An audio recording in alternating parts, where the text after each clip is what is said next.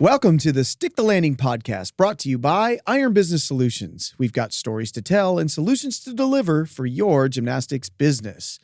New listeners, please subscribe to all of our media pages so you don't miss out on any valuable content. And hit the like button or leave us a comment, which helps us to continue to produce episodes like these. Today, I have a very special guest.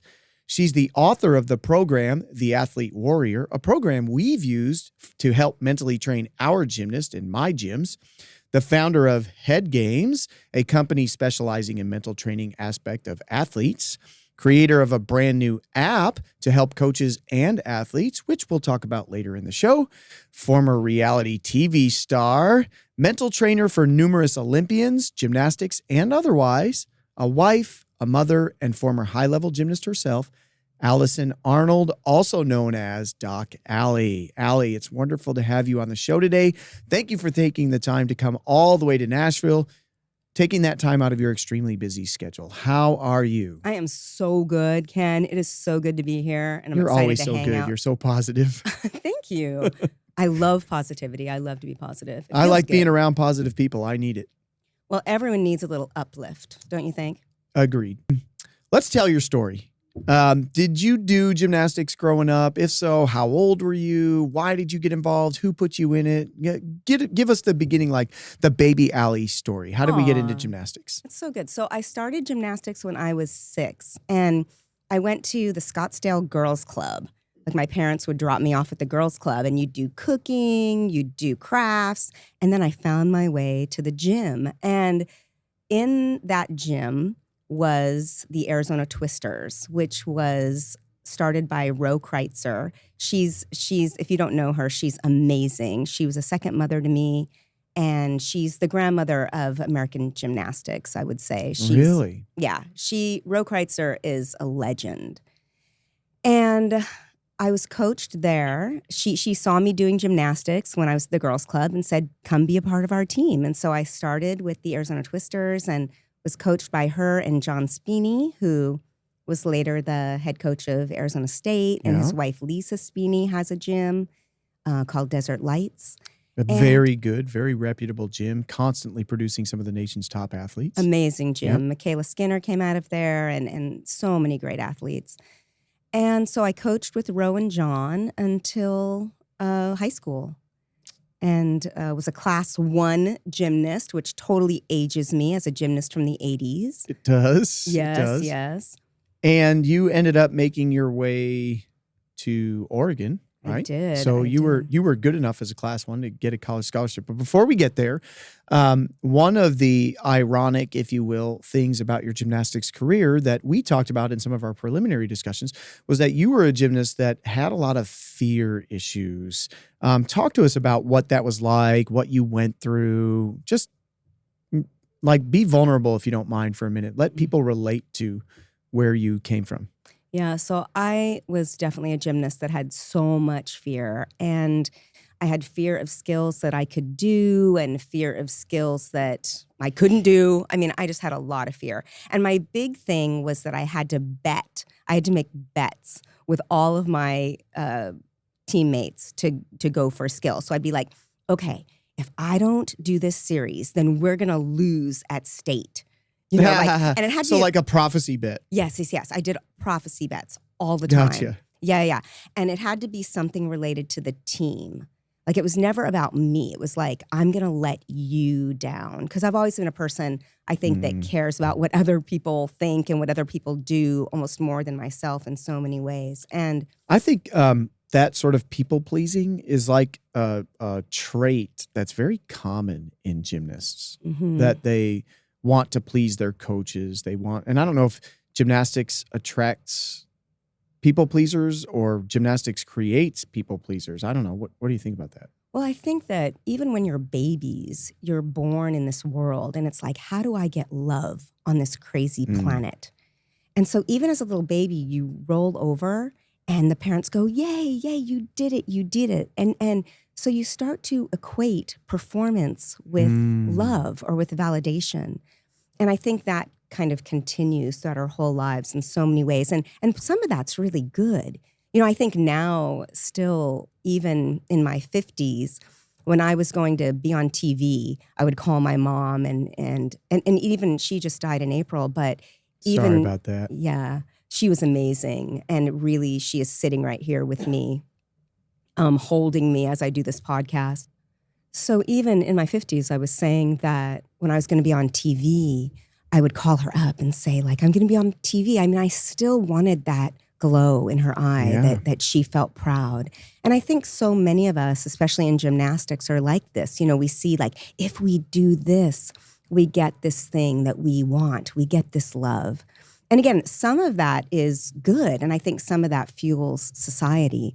And then some of that can be too much when you're doing things more for others and you don't feel like you're doing them for yourself anymore. So if we talk more about some of that fear stuff that you were Yeah. going through, what I think any coach who's been coaching gymnastics for any length of time, we have all experienced, or you soon will experience, the kid that for seemingly no reason is gonna stop doing X. And I always tell the story. Sam Pesek, who was an Olympian who had a double-double on floor, would have competed if she didn't roll her ankle at like podium training at the Olympics. Her coach, Peter Zhao, was a good friend of mine, and he tells the story that for like a year or 2 years, Sam Pesek stopped tumbling backwards. Not on beam, not on floor, not anywhere. And to Peter's credit, this is one of the things I really admire about him. He didn't give up on the kid and just go, well, she stopped. Or he didn't berate her into tumbling backwards. He just figured ways to work around it until she came around.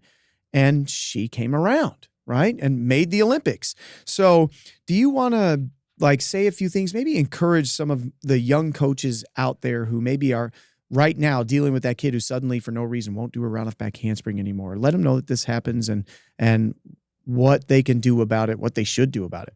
Well, first of all, yes. It does happen all the time that gymnasts all of a sudden will get a fear. And something that I've discovered in my studies and in my training, that fear isn't just a psychological issue, it's a biological issue. Yes. And what's going on is all of a sudden they have too much adrenaline and they get into fight, flight, or freeze. So sometimes we talk about amygdala hijack. There's this part of their There's that brain. phrase. I love that. It's so true. And so many of us have it, you know, not only in gymnastics, but in our lives. You know, we get stressed and all of a sudden this fight, flight, or freeze response starts to trigger us and we become kind of out of control. Sometimes I call it lizard brain because you're just in this survival part of your brain. So with your gymnast, if you're a coach, your gymnast might get triggered and start to build a brain road or a neural pathway where when they think about a skill, like they think about series, that they start to trigger a little too much adrenaline or a little bit of that fight or flight. And so as a coach, your job is to help them kind of reprogram and build a new brain road where they can be successful. And there's definitely tools, and I teach tools and protocols. It's all about tools and protocols to retrain the brain. And for a coach, some of the things that you can do right off the bat is, number one, back them down to a successful progression, because you want to think about deposits in the confidence bank or withdrawals in the confidence bank. And you want to get them to do deposit, deposit, deposit. And even doing a series, let's go back to series, on the floor is a deposit. So you want to back them down to a successful progression, and then you want to anchor the mind. And the way you anchor that little monkey chattering in their head might be through keywords that they're saying during the skill or something to get the mind focused maybe more on the body. So maybe even saying like hands, feet, finish. And I think with all the coaches I work with, that's the first two things to do when you have a kid that all of a sudden has a fear or mental block is back it down, keep them moving, back it down. And by the anchor. way, in the realm of deposits, the more often you allow the athlete to sort of balk or freeze in there, they're making deposits in the freeze neural pathway. This is how I've explained it to athletes that I've worked with before. The way I say it, and it's not as scientific as you say it, is I say your brain constantly looks for the easiest way to accomplish a task that it knows how to do. And so when you learn how to do a task a specific way, every time you do it that way, it drops a little marble in a bucket called whatever that thing is. And let's call it a Yurchenko vault. And let's say you learn to do that with bent legs. And you bend your legs, it drops a marble with bent legs into the bucket. And when the bucket's full of marbles, your brain can automatically do a bent leg Yurchenko. You just say, hey, brain, I want to do a bent leg Yurchenko. And it goes, okay, grabs a marble. You don't even have to think. It just happens. And if you want to learn to do a straight leg Yurchenko, you have to start a new bucket. And this means you have to think in the moment, straighten my legs off of the table or whatever it is, and drop a marble in there. And until that bucket becomes more full than the bent leg bucket, you have to continue to think through it.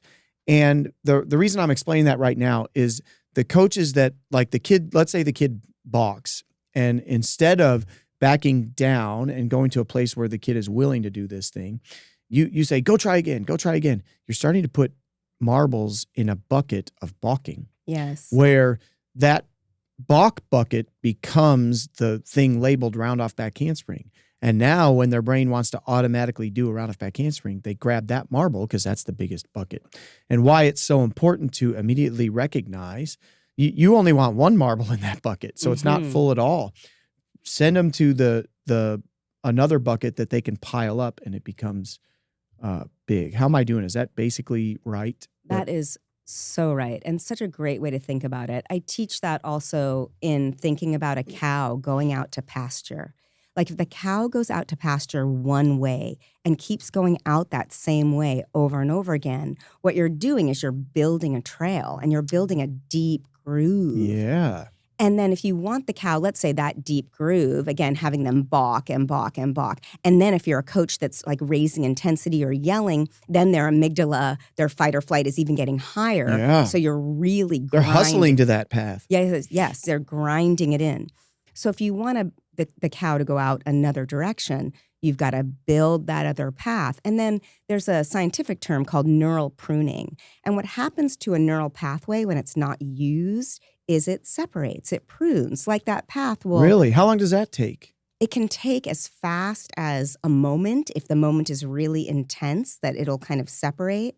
Or, and I don't know the exact amount of time or repetitions, but over time, it'll, like as if that cow path would fill up of dirt and flowers and, it can slowly disconnect at the synapse.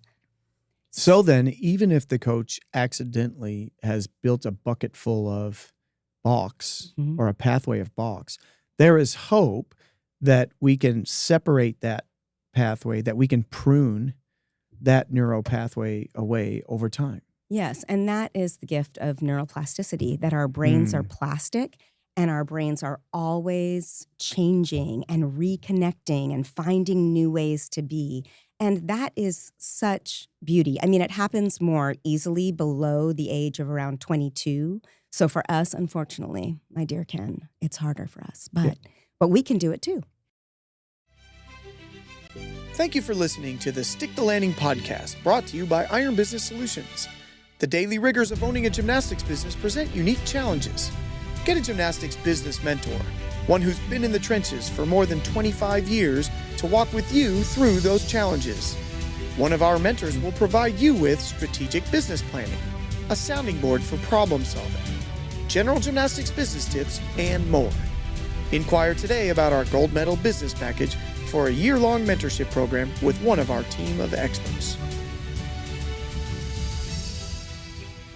I understand why society think of old people as set in their ways and whatever. But my wife has a saying, and she says, if you're not growing, you're dying.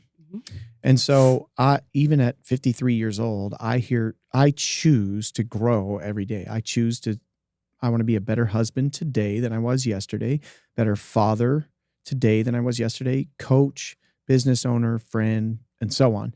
And it really is a choice. And if we just accept, well, we're older and we can't change, then you've started dying, my friend. Yes. Right? Yeah, and that's so true, especially if you keep saying that. we've talked before about what you state, you create. Yes. And so if you keep saying, oh, I'm getting so old, or, oh, I am so set in my ways. I mean, I really believe that what you keep stating, you're creating. What you state, you create. I love that. I'm going to start using that, Allie, and I'm going to pretend like it's mine. Mm-hmm. I'm not even going to quote you. Okay, thanks. All right. So getting back to where we were in the biography of your gymnastics journey, any like fun or memorable like meets in your like sort of JO career, or any fun stories or friendships or whatever? Well, a couple things. I was very blessed to be very good at 2 events. So I was very good at vault and floor, and then I was horrible on bars. I mean, we're talking horrible. Now, you were right in that era that was maybe transitioning out of beat bars. And so did you have to do some beat bars when you were doing it, or was it all like we were starting to swing now? Oh, honey, I did all beat bars. Oh, you did? Oh. Yeah. Okay. All beat bars. And I was very bad at beat bars. But luckily, looking at the bright side, I was really good on floor and vault. And so when we would go to invitationals like Parquettes, which was still going on back then, or I was able to make finals and go against like the big dogs like Rhonda Schwant and, the big dogs of the time, and do pretty well on vault. So it made me feel. What was your vault back then? Layout Sukahara. Wow. On a, Twinkie. On the Twinkie, yeah. Yes. Yeah. The beginning of my coaching career was still on the Twinkie. And of course I vaulted on it, but being a man, I had to vault on the long Twinkie instead of the sideways Twinkie, which when I was like 12 years old or whatever, that was scary AF, as the kids say, because the thing was longer than me. Like, how am I going to get over this? So I definitely like the table better, but the Twinkie was harder. Yeah. So it was harder. Well, and by the way, Sukahara is harder than a Yurchenko, especially now in the era of the table. Well, when people were doing Yurchenkos on the Twinkie, I was like, oh my God, this is so scary. Yeah. So, I mean, I'm really glad they changed the table, because that was super scary. But my best gymnastics memories are the non-gymnastics memories. And again, this is in the 70s and early 80s. So we're like riding around in the back of pickup trucks and having pool parties and walking to Circle K to get Slurpees. And, nice. Those are my best memories. And so many of my teammates are still in the gymnastics world. So that's really amazing. I say all the time when especially when I talk to young coaches, I employ a lot of them, and they're worried about, well, these kids all went swimming at the hotel and we have a meet tomorrow morning first thing and whatever. And the truth is, when I was young, I used to worry about that too. Like, you need to go to your hotel and you need to rest. But what I've learned as I've gotten older is these kids aren't going to remember what they scored on bars at that meet. They're not going to remember what place their team got at that meet, but they're going to remember that they swam in the pool with their 2 friends and one of them peed in the pool, or, you know what I mean? Sure. Like, they're going to remember that. And I had Teresa Kulikowski on to open season 2, and, she was an Olympic alternate and like a really fantastic, like serious high-level gymnast, great in college and whatever. And when I asked her, what are some of your fondest memories? They were of her and Donnie going to Granny's house and swimming in the pool, or getting TCBY after practice. Like, and that's the truth. That's what we take away from this sport, which you and I agree is the greatest sport on earth. So anyway, you had a good enough JO career to earn a spot on the University of Oregon gymnastics team. And right before your freshman year, what happened? Right before my freshman year, I had a full Achilles rupture where my calf like rolled up into my leg like a window shade. And yeah. How painful was that? You know what? You kind of go into shock. And so I just remember kind of getting a little nauseous and being a little bit numbed out. And so I went into more shock. I don't remember it being like, oh, so painful. I remember being super disappointed because of the college thing. And this was about a month before I was about to go to college. So I went. What were you doing? What skill? What was happening that? I was doing a double pike into the pit. So, I mean, I feel so blessed that I didn't have to land that thing. but on the takeoff, Were it you able to happened. get around at all? Yeah, I think I did kind of get around. Okay, so you got enough punch out of there. We talked a little bit about this at breakfast, which is sort of a tangential topic, but we're sort of seeing an epidemic of Achilles ruptures in the last 5 or so years. Like we had 2 at Olympic trials, and we're seeing a bunch of this happening in college and almost always on a double layout. Yeah. And you and I were kind of bantering a little bit like, where are we behind? Is it in strength and conditioning? Is it in reps and recovery that we're seeing this many very specific Achilles ruptures? Because we shouldn't. It's like if we're looking around and we keep seeing, my daughter played NCAA Division I indoor volleyball. Her team had like a rash, like of 3 ACLs torn in a year or a year and a half or whatever. And at that point, the school's going, okay, 3 is too many to be a coincidence. What are our shortcomings in our strength and conditioning? Where are we overloading or whatever? And they did better the next year. Now, I don't know, again, could be a coincidence or whatever, but somebody somewhere has got to be asking a question. What are we doing that's causing these Achilles ruptures? Because one of the bad things about these, they take forever to heal from. It's a long, long healing process. I think a lot of gymnasts have, and I think I did, have chronic Achilles pain. And so that I think I kind of ignored or just like, oh, I'll just stretch it out or whatever. And then it forms a little bit of scar tissue and that tendon becomes more brittle. But I do think that as a sport, really looking at that Achilles and what we can do about it is a great area for future research. All right, so if you're a medical guy and you're listening to this, do some research and get back to us. We want to know. Yeah. So you didn't get to compete at all your freshman year. No, but I was the announcer. Okay. See, you can hear my voice. I was the announcer for the Oregon Ducks. You were doing the play-by-play, huh? I was, yes. All right. Nice. Like when you guys competed against Oregon State or whatever, did you lead the crowd in a chant of boos every time somebody would? Yeah, good for you. For sure. Go Ducks. Yeah. But now I'm more of a beaver. Now you're. Yeah. Yeah, we talked about that. Yeah. So I spent after my career and when I became a mental toughness coach, I spent 14 years with Oregon State and I'm still working with some Oregon State athletes this season. So now I feel in my heart I'm kind of more of a beav. So.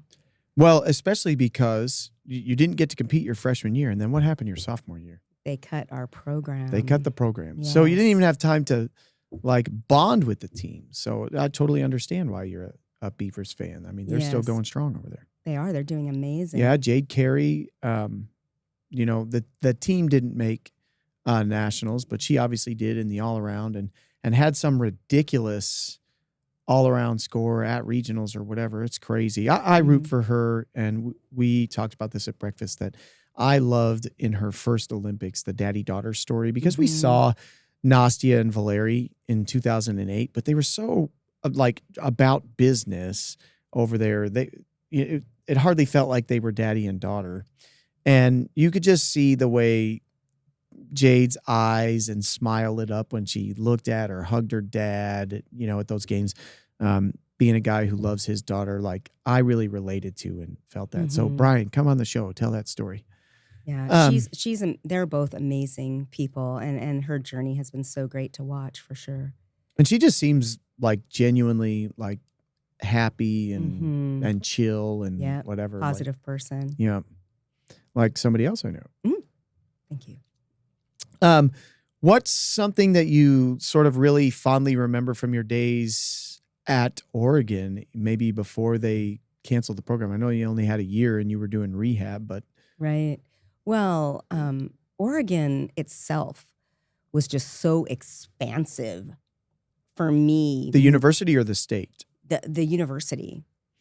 I had been raised in Scottsdale, Arizona, which was like strip mall upon strip mall upon strip mall. And there I go to Oregon. It's this amazing green campus with just lush hiking trails and this Grateful Dead culture, and it was just mind-blowing to me. I remember I went to Oregon on crutches And I was on crutches and it was raining and I was slippery. It was slippery, and just the warmth of my team, and my team embraced me even though I was on crutches, and that was so beautiful. But Oregon itself was, again, so mind-blowing. I mean, I remember one of my teammates took me to this dance band one night, and I remember I was watching these people dance, and there was women that didn't shave their armpits. I mean, imagine that. I was from Scottsdale. Ew, gross. Yeah. I was like, wow, she has a hair on her armpits. How free, Yeah. So it just blew my mind into a new open way of being that I think really changed me for the rest of my life. Wow. Mm-hmm. Awesome. Good for you. What an experience in the midst of like some crazy stuff. So let me bring it back to some crazy stuff. Yeah. When they announced that they were canceling the program, what was the mood like around the team? What were you feeling? How did that all go down? I think it was almost like the grief cycle, the stages Certainly. of grief. Yeah. And at first, me and my teammates felt very angry. Like, what? How could they do this? And then there's a sadness and a denial and all of the stages of grief. And I think some of my teammates transferred to continue to do gymnastics. And why did you decide not to transfer? I loved it there. I mean, I loved You were Oregon. like, I'm sick of shaving my armpits. I'm staying right here. Yeah. Well, actually, I did continue to shave my armpits throughout my whole...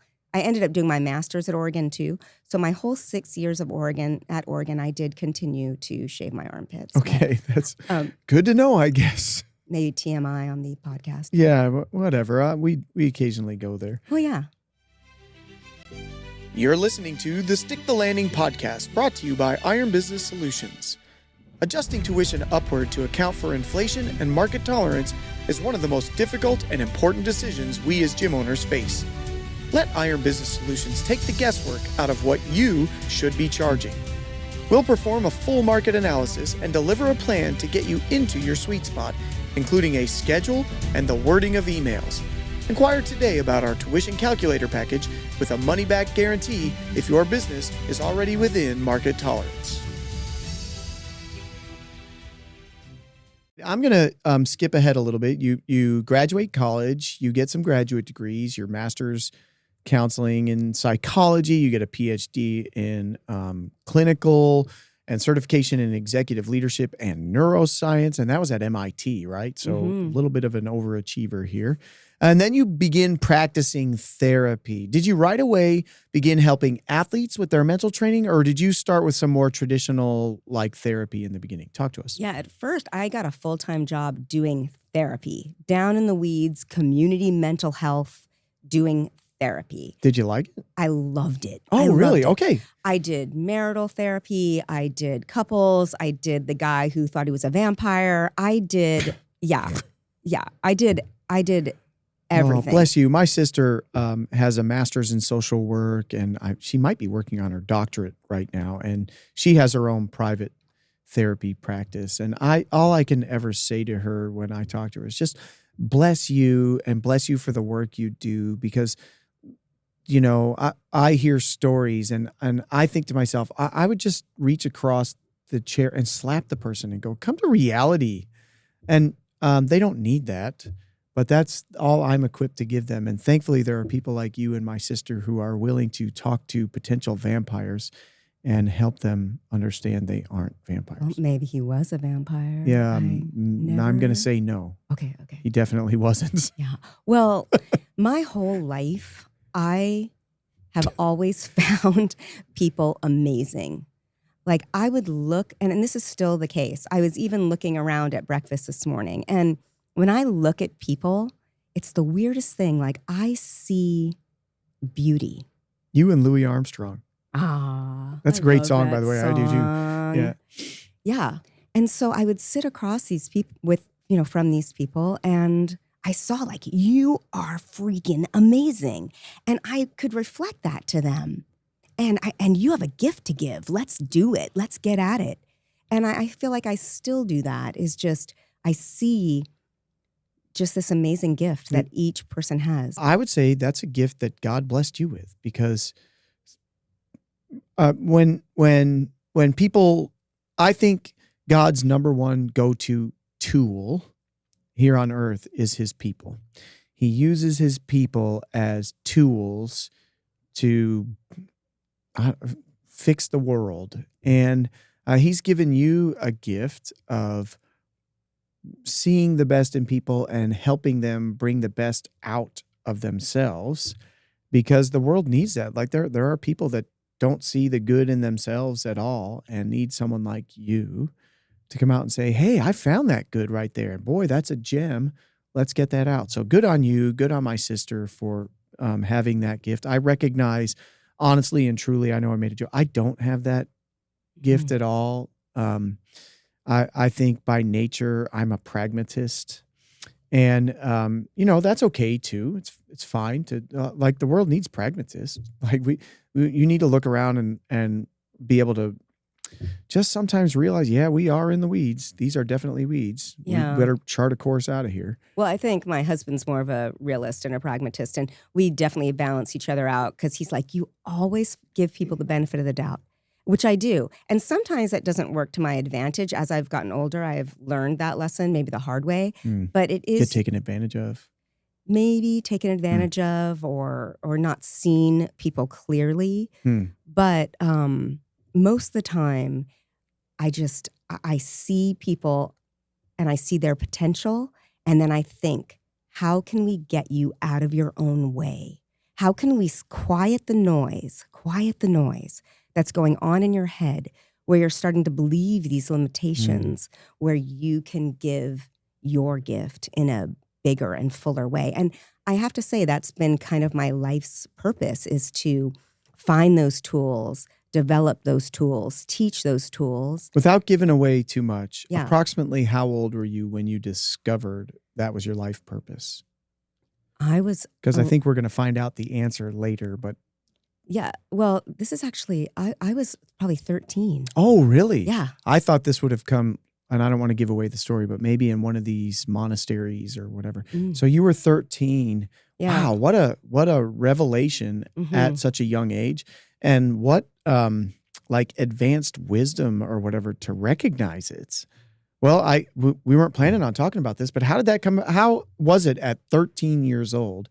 Did you understand, hey, my purpose is to bring out the best in people by helping them quiet the noise? Well, I think I was always Dear Allie, like a takeoff on Dear Abby, Yep. And so people always came to me with their problems or with their issues, or I was always like helping my friends with their love lives, and no one ever liked me, but I was always helping my pretty girlfriends with their love lives. I was like, I'm going to be a psychologist. I knew that. Like, I'm going to help people live amazing lives. Now, I don't think I knew about the mind. Sure. And about quieting the noise yet. But you already had a sense that this was my gift and this is where I'm going. Yes. And you never deviated from that path. Good for you. Yeah, I didn't. I was an undergrad in psych. I was a master's in psych. I was a PhD in clinical psych. So I always followed that path. Wow. All right. So at some point early in your career, you decided that you needed more in terms of sort of the understanding of the human mind. All right. And this is where it gets crazy, audience, but pay attention here if you didn't know this. That desire for greater understanding and greater enlightenment, if you were, took you all over the world. And before we talk about where and what happened, let's talk about your close friends and family. When you said, hey, I want to hightail it off to some remote jungles for a little while, what was their reaction? That's so funny, because I come from a very traditional kind of Jewish, New York Jewish, middle upper class background, where it's very traditional. Like, all right, you're going to be a doctor, you're going to, marry a lawyer. My mom did talk with a New York accent. She's and from you the nail Bronx. it. You absolutely nail it. That's great. My mom, my grandmother, they all had that Jewish accent, that New York Jew. So when I first said, I want to go live in a monastery in Nepal, the first thing my stepdad said was, "You need to find a man." He said, "You need to find a man." If my daughter came to me today and said, "Dad, I need to bugger off to Nepal for a few months in a monastery," I'm not sure I'd say you need to find a man, but I wouldn't be like, "Okay, honey, that sounds great." So what about your mom? What did she say? And do the voice. Oh. My mom said, "You want to do what?" What? And then she said, though, because my mom had a history of lifting up women, and that's who she was. And then she said, "All right, you go do that. You go find yourself a monastery and you go do it. And I'm going to help you do it." Wow. Mm-hmm. What a mom. Yeah, she was amazing. She was amazing. All right. So you had and I'm going to use this term very loosely, a plan to get to Nepal, but your flight was scheduled for the 13th of September in 2001, which of course was 2 days after the famous 9/11, right? Yes, yeah. Okay, so after the attacks on 9/11, what was going through your mind and how did you end up getting it worked out just to get to Nepal? Yeah, so I was in Hawaii actually doing a corporate training with my business partner, Chris Doris, and we had done the first day of this corporate training. And then the next morning I was walking on the beach and I saw people like staring at a television in the lobby. And I went and saw, and it was, September 11th and what was happening. And we were all in shock. We were all just horrified. And we ended up facilitating groups that day and the next day because we were facilitating a corporate workshop of about 300 people. And there was a lot to facilitate, obviously. And then all flights were canceled, as so many of us remember. Yep. And I started to question, should I do this journey? Now, this journey to go to Nepal and to Thailand, which is where I was going to go after Nepal, had taken me maybe 9 months to plan. A long time to check out. To check out for 12 weeks, it takes planning because I had a business and other things to take care of. But I didn't have a husband or a kid, but I did have, a business and clients and stuff like that. So I started to question, should I go? And then there was the safety issue and what was going to happen in the world. And then I called my mom and I said, "What do you think?" And she said, and I won't do the accent this time. She said, she said, "Go." She said, "You have planned this, go. I trust that you'll be safe." And so the first day that planes were flying, I ended up getting on the plane and flying around the world to Nepal. And again, the reason I said you loosely had a plan, because you didn't really, you went to Nepal not knowing which monastery or if any monastery would accept you. You were like, let me get to Nepal first and then try to work my way into Nepal. So tell us how eventually you made it to a monastery, maybe who helped you or who helped you make a connection, and tell us about the journey just to get to the monastery. Well, I remember even before I went, I had seen these monks. These were Tibetan monks that were in Nepal, and they were sitting out in these snow caves, and they were able to melt the snow by just changing their minds, changing their body chemistry. And I was like, I like that. I'm going to get me some of that. Like, I want to learn about the mind in that way so I can help the peoples. My whole motto for so many years is help the peoples, and I wanted to help the peoples, and so I went with that intention of how can I learn more tools to not only let go of my own issues, my own fears, because I still carried so many fears, fears of not being good enough, fears of never being enough in so many ways. And I felt like those fears were really holding me back. And so I wanted to melt some of those fears in Nepal. And I wanted to also learn the tools that these monks learned to control their crazy minds. I didn't answer your question, but Well, yeah. So then tell us, how did you get to the monastery? Like somebody had to help you. I mean, you just didn't knock on a monastery. Did you? Did you ring the doorbell and go, hey, I'd like to stay here and learn from you guys? How did that happen? So when I got to Nepal, I went to a hostel and I just started meeting people. And I did go to Nepal with this energy of trust. Like I was in a place of guide me, have God, have the universe, guide me to where I need to be. And when I got to this hostel, I met a woman. And this was maybe my second day or my third day. And I'd been doing like intense meditation and just walking around these beautiful Buddhist stupas. And she said, I know a teacher for you. And she pointed to a monastery high on a hill. And it was called Osel Ling Monastery. And she said, there's an English-speaking teacher there. His name is Sokni Rinpoche. And if you go up to that monastery, you might be able to stay there and he might be willing to teach you. And so I did. And I met this amazing teacher and he was willing to be my teacher. All right. So then you get in, thanks to Sokni. What was daily life like at the Tibetan monastery or the Nepal monastery? What did you do? What's going on? Well, I really wanted to do like an intense practice. So many people will say like, oh, did you go to Everest Base Camp or did you do this or did you walk the Annapurna Circuit? But I didn't do any of that because I went with the strict intention to learn, to surrender, to make myself more of a tool. And so my teacher gave me lots of practices to do.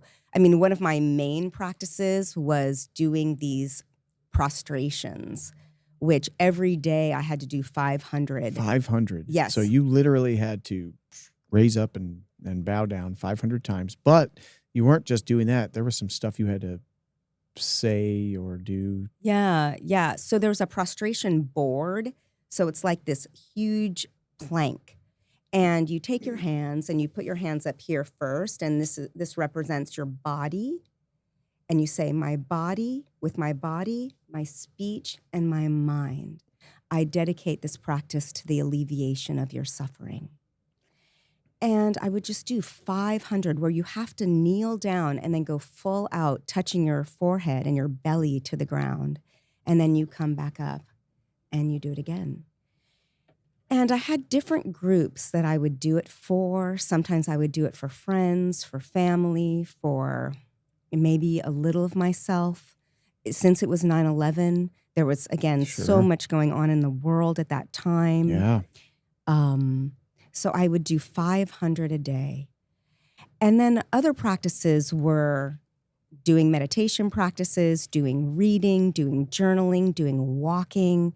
And then I had jobs at the monastery, which were amazing. I had jobs where I taught some of the monks English. So many of these monks were from Tibet, where they had been in war in Tibet and they had lost their monasteries. And so they had come to Nepal. What language do they speak over there? What's their native tongue? I think they spoke Tibetan. Okay. Or some of them spoke Nepalese. And how much of either of those languages did you understand prior to your arrival? None. Okay. None. So did that make teaching English difficult? It made it. They were so joyful. These monks were so joyful. Even though I remember one of my monks that I worked with, his name is Kempo Karten, and he had a huge scar on his face from battling like the Maoist regime and how it took over his monastery. And I would remember the dichotomy of looking at that scar, that deep scar, and his just joyful smile and gratitude. And again, he was so beautiful, just so beautiful. And so I would teach them English, and I would work in the kitchen. And then one day I would have to walk about 2 miles to do any kind of emailing or any type of like computer stuff. And I'd walk 2 miles down the path and then 2 miles up. And when I came up, I saw these little monks, these baby monks. Yeah. They weren't really baby monks. They were like teenage monks or 12. And they were actually doing gymnastics. Like they were flipping into these piles of grasses and leaves. And I thought to myself, oh my gosh, I can't believe this. Like I've traveled around the world just to like watch these monks doing gymnastics. I was like in such shock. Yeah, so it sort of resonated with you. You were able to identify. Is this the place where you actually helped teach monks gymnastics? Well, after that day, like I remember coming up and seeing them joyfully, total from a place of just relishing the movement of flipping into these piles of leaves for the sheer fun of it. I walked over to them and I did a cartwheel. And it would have been like they saw like, not a ghost, but Santa Claus. But they didn't celebrate Christmas. But Right. Okay. they were like, oh, like this was the weirdest thing they had ever seen, you know? This girl is doing a cartwheel. And I did a couple more cartwheels and then I did a round off and they were like, oh, teach us. And then starting after that day, for the next probably 5 weeks, we had monks gymnastics. Awesome. I mean, take what you have and use it. Yeah. Right? Yeah. Yeah, and use it to bring them joy. And I taught them how to spot each other, and they just loved it. They loved this American girl teaching them So gymnastics. those Tibetan monks were getting back handsprings and back tucks. Oh, yeah, they were amazing. That's awesome. I think they're trying out for the next Olympic team. Oh, are they? All right. Well, they got a better shot than I do. What were some of the professional fruits that you took away from your time spent there?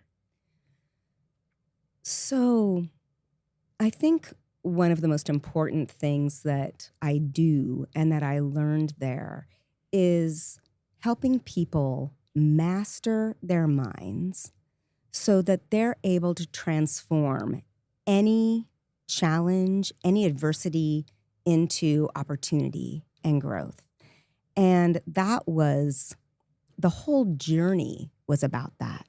I mean, the whole journey of not having a plan and where am I going to find a teacher and am I going to find a teacher was a whole journey of surrender and, again, quieting my own mental chatter and beginning to separate myself from my own mental chatter, which is something that I teach athletes and even business leaders. Like, how can you transform any situation into a situation where you can be successful, where you can grow, just by being able to look at what's going on in your own mind. And sometimes this is a really gross analogy, but sometimes I think of the mind like a toilet bowl, and it's just swirling around speaking my and language. around. Oh, there you go. And it's like, are you going to just swim in that crap, excuse my language, because life is your mind is gonna be spinning like, oh, am I good enough? Am I good enough coach? Am I doing enough for my kids? Did this thing happen? Did this person's injury happen because of me? I mean, there's so much noise. Yeah. So much noise. And either you're in the toilet bowl, just being swirled with all of that, or you are able to sit on the edge of the toilet bowl and be able to choose, do I want to jump in or do I want to just observe? And the biggest takeaway from Nepal was being able to, not perfectly, because Lord knows I still swim in the SH. Let me tell you. But I know now that I'm the chooser of that, which is so freeing. Oh my gosh.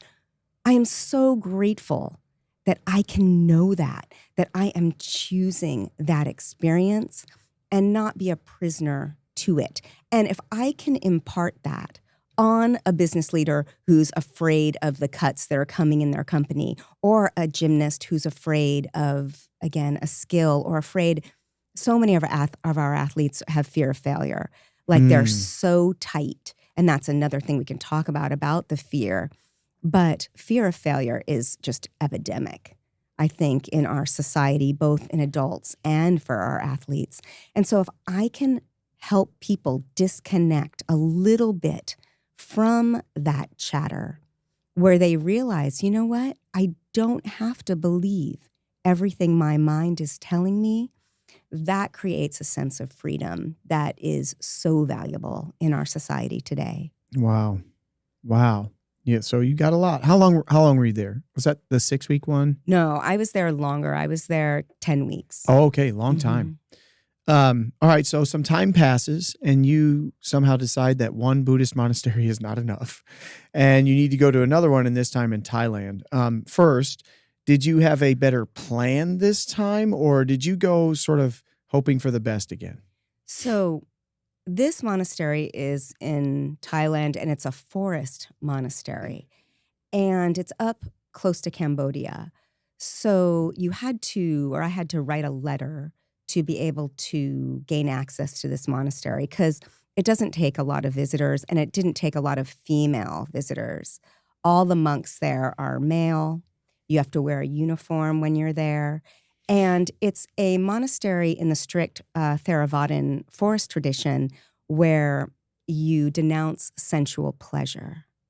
And so for that, again, it's jewelry, music, food in certain ways. You only eat one meal a day that's donated by the villagers. I quit.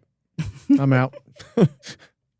Yeah. Yeah, it was super, super intense. So this was where the Nepal practice was more about joy and more about using adversity as a path to joy. The forest monastery is much more about discipline and finding a discipline within yourself to be able to control your thoughts a little more.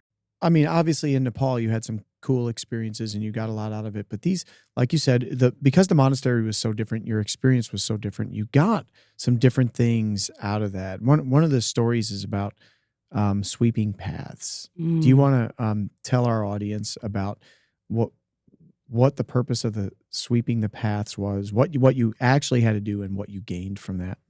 Yeah. So in a forest monastery, one of the things that you do is get up early, even before the sun, and you start sweeping the leaves off the paths in the monastery. And I knew that was something that you did there, and I had kind of romanticized that before I went in so many ways. And when I got up the first morning, I began to sweep my path around my little hut, and I already saw my gymnast, overachiever mentality start to take effect. Like I was like, I'm going to sweep this path so well, and I'm going to do the best that I can. And the monks are going to notice me and think, oh, that American girl is sure and a you're good going to get past. that sort of love that we talked about from earlier today when, okay, if I perform this thing, then I will get this affection or this praise or this whatever. Okay. Yeah, and Keep that just going. like came right up in my face, like that I wanted to get something. It was all about performing to get, which All right. whenever, and this is kind of maybe we'll talk about this later, whenever you perform to get, you're a little too tight. Because the get becomes more important than the performing.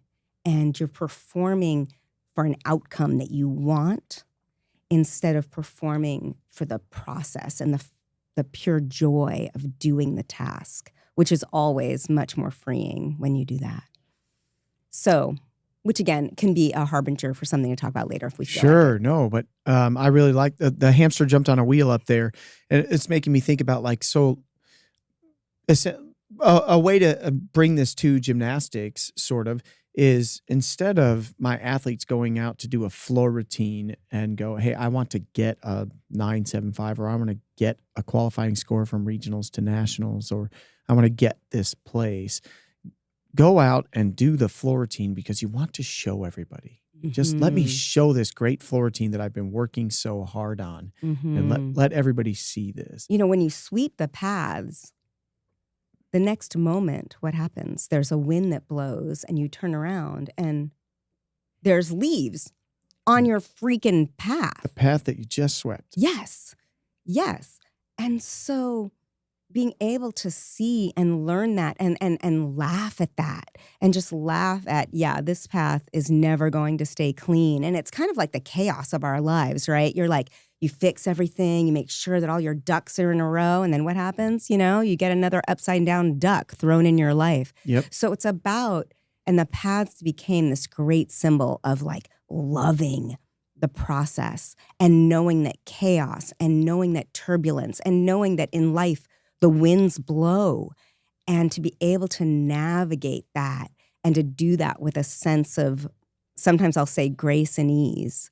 My husband jokes around and he says greasy knees, but I always say grace and ease. How can you navigate this life with grace and ease? And I think that was a big, out of the lessons that I learned in the Thai monastery that was so restrictive, that was definitely one of them. What did you take away from the Thailand experience that helped you in your sort of mental journey, even if it's relating to your professional life? Again, Thailand was a very different experience. I mean, every morning after sweeping the paths, we went on alms rounds. And what alms rounds were you took a bowl and then you walked barefoot through these amazingly poor villages in Thailand.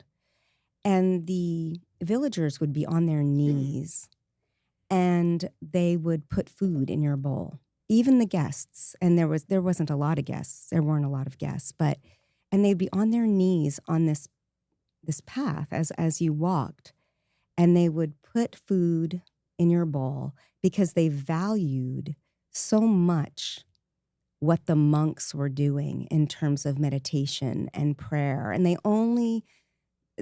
saw the monks as doing a job to help lift them up and lift the villages. Like a service. Yes. Yeah. Mm-hmm. Yeah. And so they supported that service, and it was so beautiful. And then before we ate, we said this chant. And the chant went, wisely reflecting, I use alms food not for fun, not for pleasure, not for beautification, only for the maintenance and the nourishment of this body, for keeping it healthy, for helping with the holy life. Thinking thus, I will allay hunger without overeating, so I can continue to live blamelessly and at ease. Wow. And I remember like, what?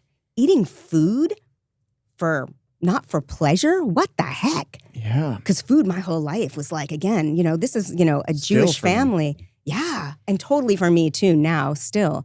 Again, my mom, to go back to the Jewish roots, when I was like, oh, that corned beef was so good. It was all about that.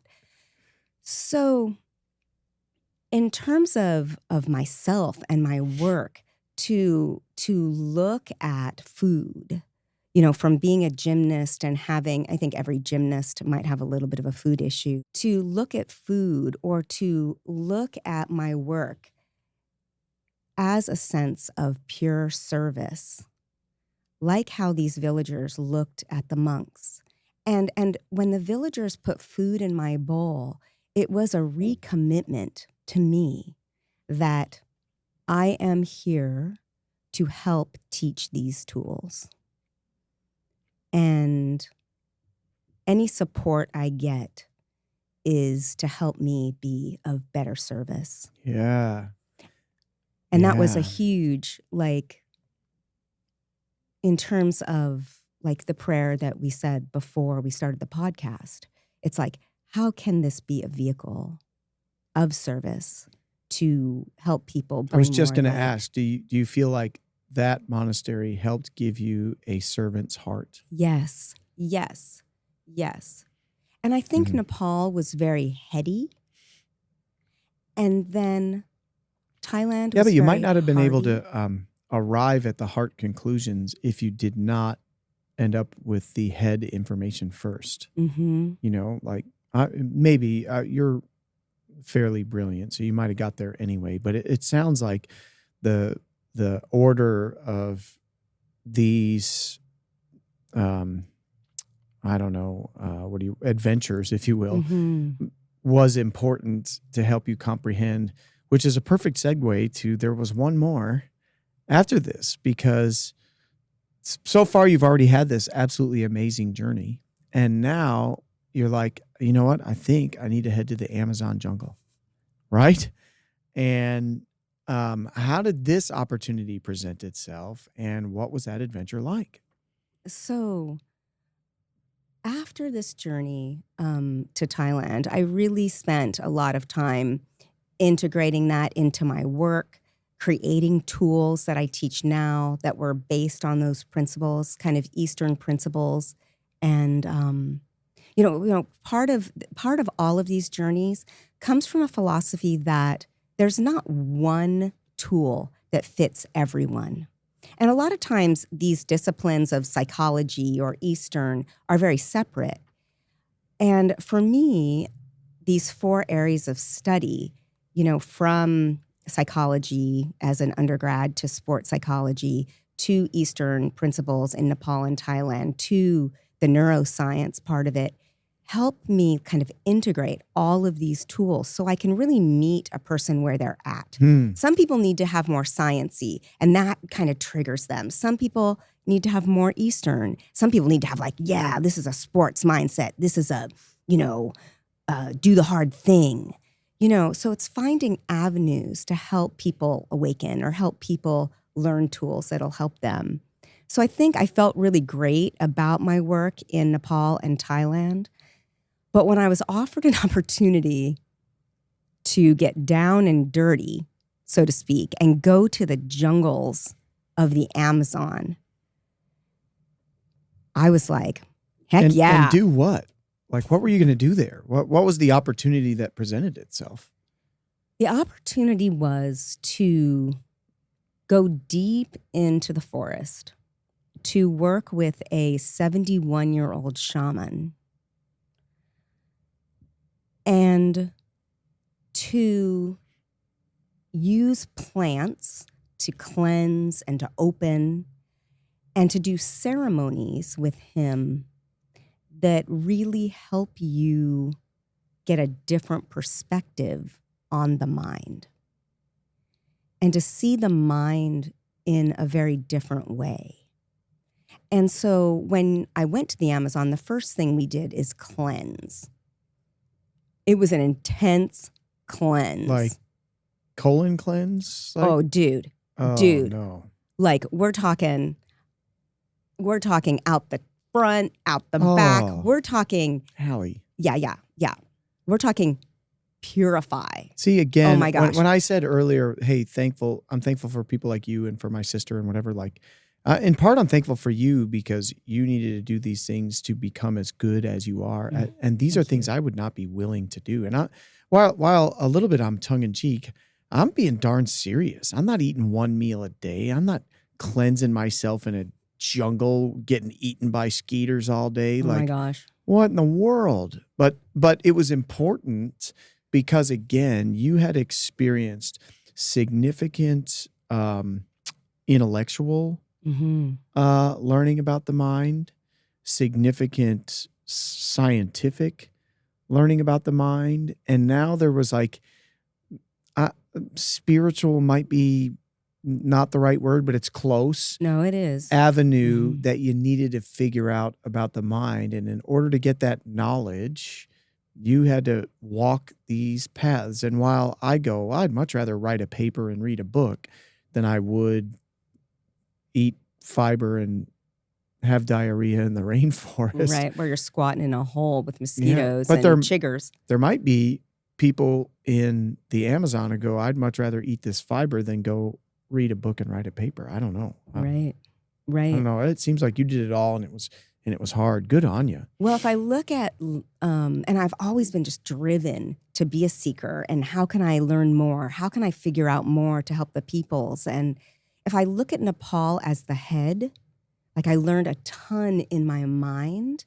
And if I look at Thailand as the heart, I would look at Peru and the Amazon as the body. Hmm. That was about taking all the information and experiencing it in the body. Did you understand in advance, before you went to Peru, what was going to happen? No. Like about the cleanse or anything No. like that? And had you, do you think you still would have gone? I think I still would have gone. Okay. Because I've always been a person that would say yes. That's how I landed you on the podcast. Again, maybe this has been to my detriment sometimes. So you went there, you don't have any regrets. You endured this stuff. You learned a great deal about sort of your body and then how that integrates, because when you're coaching athletes, you're coaching their minds about their minds controlling their bodies. Yes. Am I getting this right? Yes, Okay. so much. I remember, so you do a ceremony in Peru, and it was in the dark and in this building called the Temple, which was just a wooden circular building with mosquito netting. Of course, everything had mosquito netting. And it was in the darkness, and you'd sit in the darkness. And I remember this one ceremony. It was like my second ceremony, and I have a story about each one, but it was my second of 5. And I remember kind of watching myself. Like I had this concept of watching my thoughts. But in this situation, I was like watching Alison's thoughts. And I was really just looking, and I could see that I was not my thought. I was almost like looking down at myself, let's say, and seeing like, I am not Alison's thoughts. I am something different. Mm. I am the self that is above all that. I am the self that is connected to all that is. I am the self that is connected to God. And when I saw that, and I didn't just think it, this was the difference about Peru. I didn't just think these thoughts. I was in it. I felt it. And that never has left me, that ability to almost, and again, I talk about rise above the noise. And that's kind of a mantra of mine that I teach people, rise above the noise. What is it saying? And in that situation, it was like anchored in my body that I am not the noise. Mm. And I think everything from Nepal and Thailand came together in these experiences to now be able to teach people that you don't have to believe the noise. You can question the noise, and can you separate from the noise? Wow. So now you have all these degrees, you have all of this experience in sports yourself, because you were a high-level athlete. You had all these amazing journeys to enlightenment, if you will, for lack of a better word. And you have the opportunity to work with some of the world's finest athletes. And it's not just gymnasts. Can you share maybe, or if we can't say the names, that's fine, but maybe talk about some high-profile athletes that you've worked with and some of their journeys and how you've helped, and maybe how maybe we can incorporate to like how training the mind is often overlooked in these physical sports or whatever. But go ahead, hit us with some like famous high-level athletes. And again, if you can't drop names, I understand like there's some, like client privilege or something or whatever. But if you can, go ahead, hit us with that too. Go. Well, I do like to keep my athletes confidential just because people come to me in a very vulnerable state. Makes sense. And I like to protect that safety and that vulnerability. But I've been so blessed to work with 17 Olympians and 12 medalists. Holy smokes. And I work with little girls learning back walkovers, and I work with, little girls learning to high jump. Exactly. My little girl, you worked with her. Yep. Yes. So it's such a blessing and such an honor, because whether you're an Olympic gold medalist or whether you're a little girl learning to high jump, it's still the keys to training the mind. And it's still the keys to getting out of your own way. And it's still the keys to using challenge as opportunity, which again is such a blessing in this crazy life filled with challenges. So I remember working with an athlete getting ready for the 2012 Olympic Games, and this was 2011. And This was a gymnast? Yes, Okay. yeah.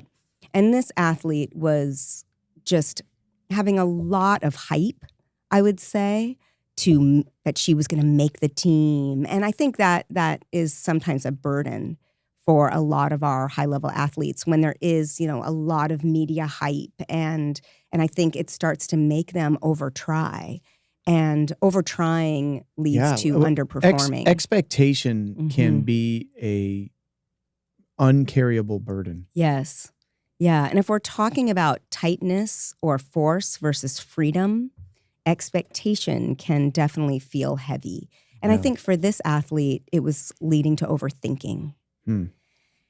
And a lot of times when athletes overthink, they might have balking or like frustration very quickly. Or again, if you think of doing gymnastics with fists like this. Clenched. Yeah, your whole body's clenched. There's not that sense of freedom. And so we spent a whole year from championships in 2011 to Olympic trials in 2012, just working on getting her back into trusting herself and getting her back into just competing free. How did that relate to, earlier we talked about people who perform to get. Did this have anything to do? Was she trying to get along the way? Like, I want to get on the Olympic team, or I want to get a medal, or was there?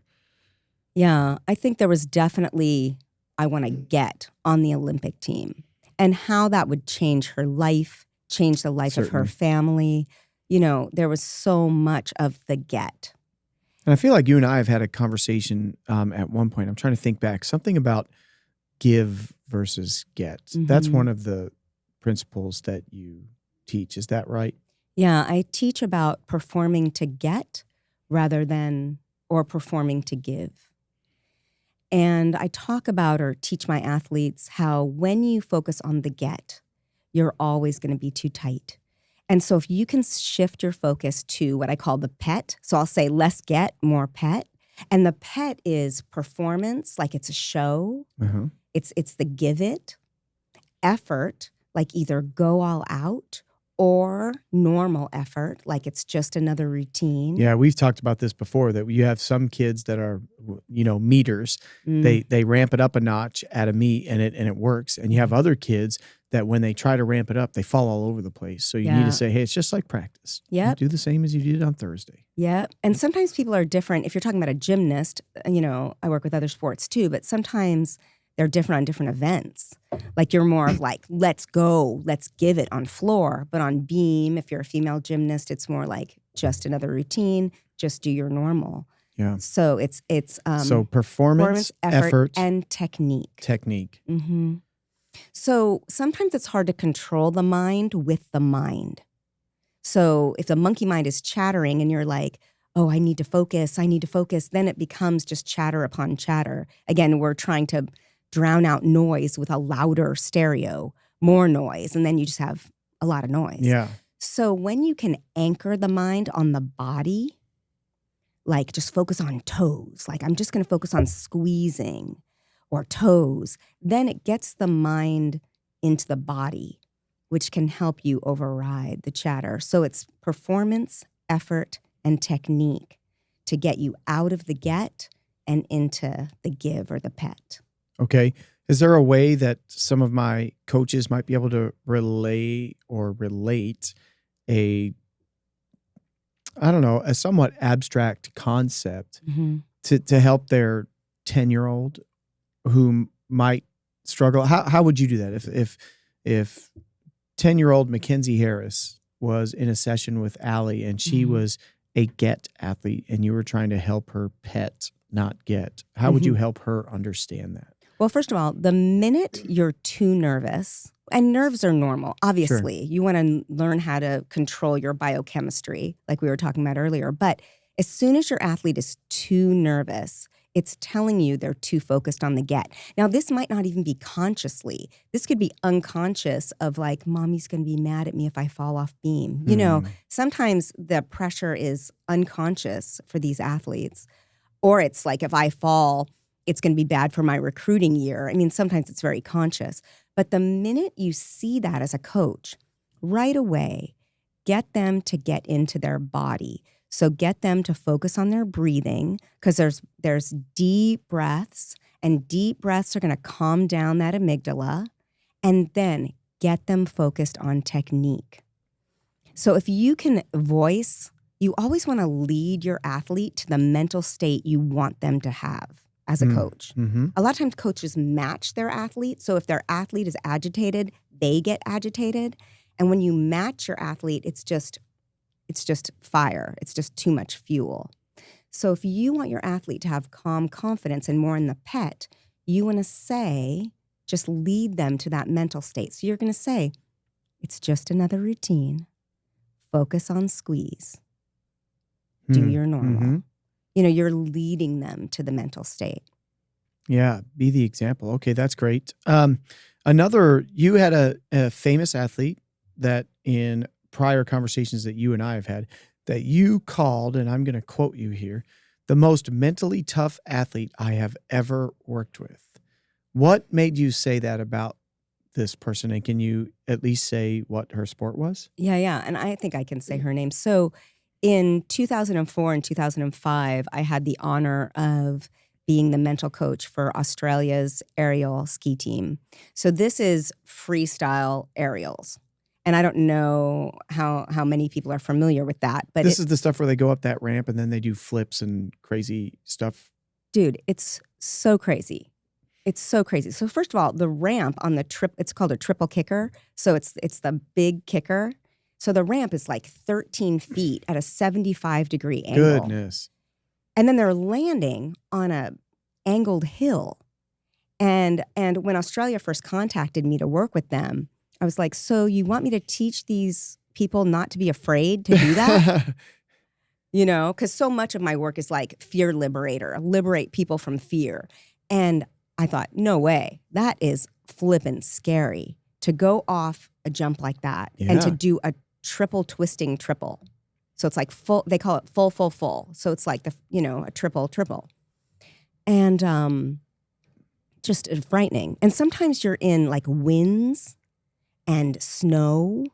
And so you're going off this thing and there's a gust of wind that's going to blow on you. I mean, imagine doing a floor routine in a tornado. No. Yeah. Unbelievable. Yeah. So I worked with a aerial skier there named Lydia Lassila. And when we were at training camp, 5 months before the 2006 Olympics, she tore her ACL at camp. And it was devastating because she was hopefully going to win, a medal, hopefully a gold medal for Australia. And so she started a comeback that was so amazing and powerful. They used a cadaver graft for her ACL repair, which was pretty novel at the time. And in 5 months, she did so many arm sets, so much visualization, so much like watching from a GoPro. Like she had GoPro. They use a lot more GoPro than we do at the time. And so she would watch her jumps on GoPro and just do arm set, not just visualizing, like moving her body through the skill with keywords, which is something so many injured athletes can do. They can build that neural pathway, not as well as doing the skill, but still something close. And she did so much. And even though it was going to be risky, she went to the 2006 Olympics in Torino, and she, in her first attempt, she nailed her jump. And in the second round, she did her jump off the triple kicker, and the graft didn't hold, and she re-blew. Oh, no.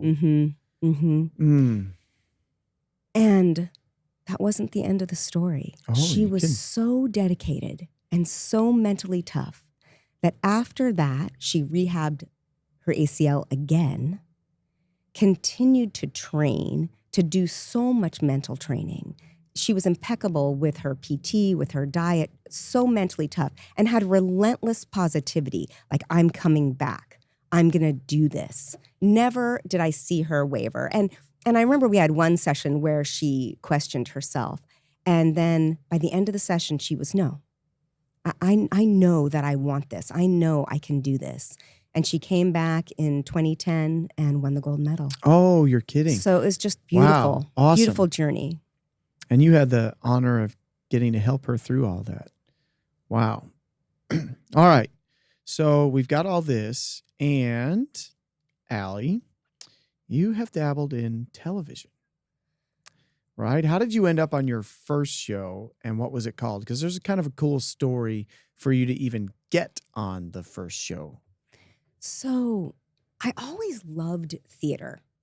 And I had done some theater in college as well. And theater became, after I retired from gymnastics, when they cut the program, theater became my gymnastics because there were so many similarities. Like you work really hard and then you do a show and there's a sense of family. And then you do this performance or this series of performances, and then the show's over. And so it was very gymnastics-like, or it was very sports-like to do this. And I remember a friend of mine who lived in LA said, you should audition for this show. It sounds just like you. And I looked at the audition sheet. It just said, life coach wanted for pilot.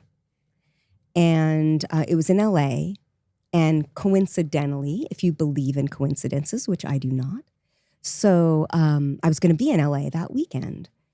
And so I went to where the address was, and I thought this was going to be like a UCLA film project. And so I wasn't even nervous at all. I was just excited to go and hang out and do whatever.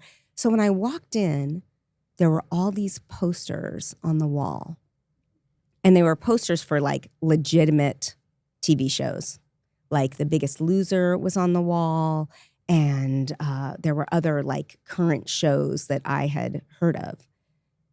And all of a sudden, I began to get nervous. And all of my own fear, and this was past Nepal, Thailand, Peru, Amazon, right. 2 weeks in silence, which was crazy to deal with my own thoughts. But still, and I'm still having these thoughts in my life now. So you're having to practice what you preach. Oh my gosh, so much. Because I'm starting to think like, oh, am I going to be good enough? And all of a sudden, I want something. So here's the get versus pet, It's I have a wanting, like, I want to get this. I want to get this show. And I noticed my nerves and my anxiety coming up. I was having like amygdala hijack, and I'm like, oh my gosh, and I started to get too tight, and my throat started to get tight. And then I did breathe. And I actually said to myself, just give it. Like, what the heck? Like, wow. Just be you and just give it and just go big. Just like I would tell an athlete or a corporate exec, that it's okay to just to live your purpose. And I started thinking about what the worst thing could be, and started thinking about, at least if I don't get it, that I'll know that I gave it, which is really the most important thing. And on my deathbed, I'm always kind of a deep person, and a deep thinker. And I always think about, if I die in the next moment, do I feel good about this moment? And that's a question I can ask myself in this moment. I ask myself that question all the time.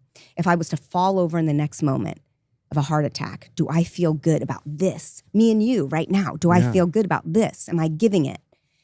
And so I went into the audition and I gave it, and I had no regrets.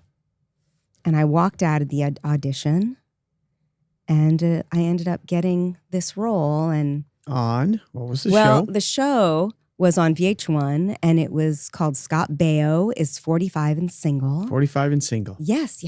And I ended up, there might be young people listening to this that don't even know who Scott Baio is, but he's from Happy Days.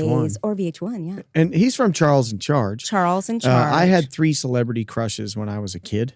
Scott Baio is one of your celebrity crushes? Definitely not. I'm getting there. Hold on. One was Brandy Johnson, which I already confessed to on this podcast. Another was Nicole Eggert, who yes. was on the show, Charles Yes, I in met her. Charge, Mhm. and just this absolutely gorgeous blonde Beautiful. on this show. And for whatever reason, whoever my third celebrity crush was is escaping my mind right now. I can't remember, but I know I had three, and Nicole Eggert was one of them. So, yeah, she was on Scott Baio was 45 and Single. Oh, she was. Yeah. Oh, well, see, now I got to watch the show. Yeah. Because the whole premise was that Scott Baio was 45 and he was dating this beautiful girl that he loved, but he couldn't commit to her. And so me, as his life coach, had to have him go back in talking to his exes, doing different crazy experiences to help him figure out why he couldn't commit to this wonderful girl who he was in love with. So you were putting forth actual efforts, like what would have been like clinical efforts. And at some point, they told you, hey, don't do that. Well, so I still am very naive. And I'm this Pollyanna who... You're out there trying to help the peoples. I'm helping the peoples, dude. That's right, yep. And I hadn't had a TV, so I hadn't had any TV since I came back from Peru. No, since I came back from the monasteries, I hadn't done TV. So when I was called for like reality television, I thought I'm kind of embarrassed to say this. I thought reality television was real. Other people may have fallen for that. Like I thought it was real.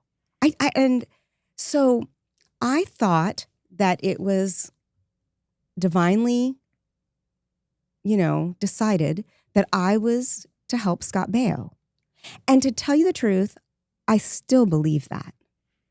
I still choose to believe that I was there to help Scott Baio. But the directors and the producers, when you were trying to use actually good, compassionate techniques to connect and relate to your client, were like, no, we don't need that. They wanted more of a Gordon Ramsay, like, you're an idiot sandwich. Yes. Yeah, they definitely said, Doc Allie, your strength is your star power. We need more strength. We need more ass kicking and less compassion. Yes, they were very clear that they wanted and you're like, I got a degree from MIT, dude. Where's yours from? Well, I remember there was one moment in the show where Scott was acting kind of different off camera. And so I said, Scott, is this real? Like, is this real? And he said, Allie, it's real-ish. And I was like, oh, okay. It's real-ish. But throughout the show, but he told you something then. He said, what was it? He said, I'm playing a version of myself that existed a couple of years ago or something like that. Yeah, he said, I'm kind of playing a past version of myself, is what he said. Yeah, but I didn't really understand what that meant at that moment. And the producers had an investment to have me believe that it was real. I found out later. And I think I was the only one. Yeah, because you're not a paid actor. Well, I was paid. But... No, what I mean is like, you're not a part of the Screen Actors Guild. Your profession is therapy. Their profession is acting. So they don't want you acting. They need to get your real reaction to these things. And so they don't tell you that all this is fake so that you can really react. Right. Yeah. Right. And everyone else knew that it wasn't real. It wasn't real because it turns out Scott Baio was 45 and single. Scott Baio was 45 and... Married. Married. They were already married. Yeah. During the show. Yeah. Unbelievable. Yeah. So 8 years later, I'm on Facebook and someone sends me a post from Scott Baio. Celebrating my 9th wedding anniversary, and you're like counting on your fingers. Yeah, and he's saying that he's celebrating his anniversary. Really? That's how it went down? You really saw a post that he was celebrating his anniversary? And then he says in the post that he says, yeah, I know you guys maybe don't know this, but I was already married during Scott Baio's 45 and single. Oh my goodness. And my mind, seriously, this is how naive I am. Seriously, Ken, I am this naive. Like, it was 8 years later, and I was still like blown away because I was still like, oh, I thought some of it was real, You know, Do you know who Nate Bargatze is? No. Okay, he's a super popular comedian right now, and he tells this story. He's from Middle Tennessee, but I mean, he's been on Saturday Night Live and whatever. But he tells this story how he used to work at Opryland, which had a theme park when he was a kid. And during a break, he sat down at a table with some people who were on vacation, and he introduced himself, and they said their names were John and Jane, and he asked their last name, and they said Doe. And he said it wasn't until he was 31 that it dawned on him that those people might have been lying to me. And so now when you tell this story of 8 years later, man, he might have actually been married. I think of Nate Bargatze going, you know, those people might not have actually been named John and Jane Doe. Oh my gosh. Yeah, when I saw that 8 years later, I was like, what the heck? Like, I really thought all these years that I was helping Scott Baio figure out why he was still single. Well, then a year later, so when he was 46, you did a show called Scott Baio's 46 and Pregnant. Was that fake too? Did they just put a basketball under her shirt? Or? No, she was really pregnant. Okay. So that was real, that she was really pregnant and she was really having a baby, and she did have a beautiful baby who's an amazing golfer, by the way. Oh, really? Yeah, her name is Bailey Baio, and she is an amazing golfer. Well, that already means she's better than me. So what you did these first two shows. There's a third show we're going to talk about in a minute. But what was your experience like? What was it enjoyable? Did you learn anything from this? Would you do it again? Yeah, it was so much fun. I mean, first of all, from the glamour. I mean, some of the ladies hearing this might relate, but to be in an apartment and to have a knock on the door and for someone to come in and say, oh, I'm your wardrobe person, and come in with like these 2 racks of clothes and shoes. And plus it was stuff I would never pick for myself. So it was like really cool to be in that situation. I mean, I felt like so glamorous going from. The real question as a woman is how many pairs of shoes did they bring in? Oh my gosh, they brought in like 30 pairs of shoes. They really did? Yeah. Oh man. Oh yeah, man. to go with each outfit. And it was so amazing. And from being a person who was in Thailand, sleeping on the ground, I really had fun. Like, okay, good. They did let me do a lot of cool stuff with Scott Baio. I had a reality show experience that I did not have fun on. Oh, do you want to talk about that? No, I do not. Oh, we can do some therapy. No, right well, maybe in private. All right, so you got to enjoy Scott Baio's company. Yeah, no, because they let you do some things with him. Yeah, they did. Like I had done for 15 years. I had done a workshop for adults called Scream and Run Naked. Yes, I was going to talk about that later, but go ahead. Let's hit the ground running here. Scream and Run Naked. Yeah, so I've written a book called Scream and Run Naked, which is about taking off your armor and just living your life big and beautiful. It's from a story that when I was at University of Oregon, I felt like this gerbil on a wheel. Like I felt like wake up, go to school, go to work. I was working as a waitress at the time. Where'd you work? I worked at a beautiful restaurant in Eugene, Oregon called Joe Federigo's, which was just shout out to Joe. It was a fabulous, fabulous restaurant. And so again, I was just feeling kind of dead inside.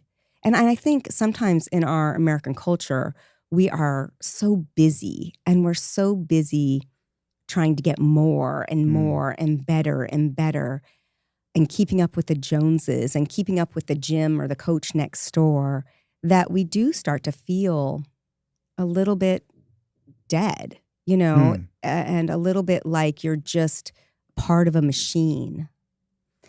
And I went to one of my psychology professors at Oregon and I said, how do you feel alive?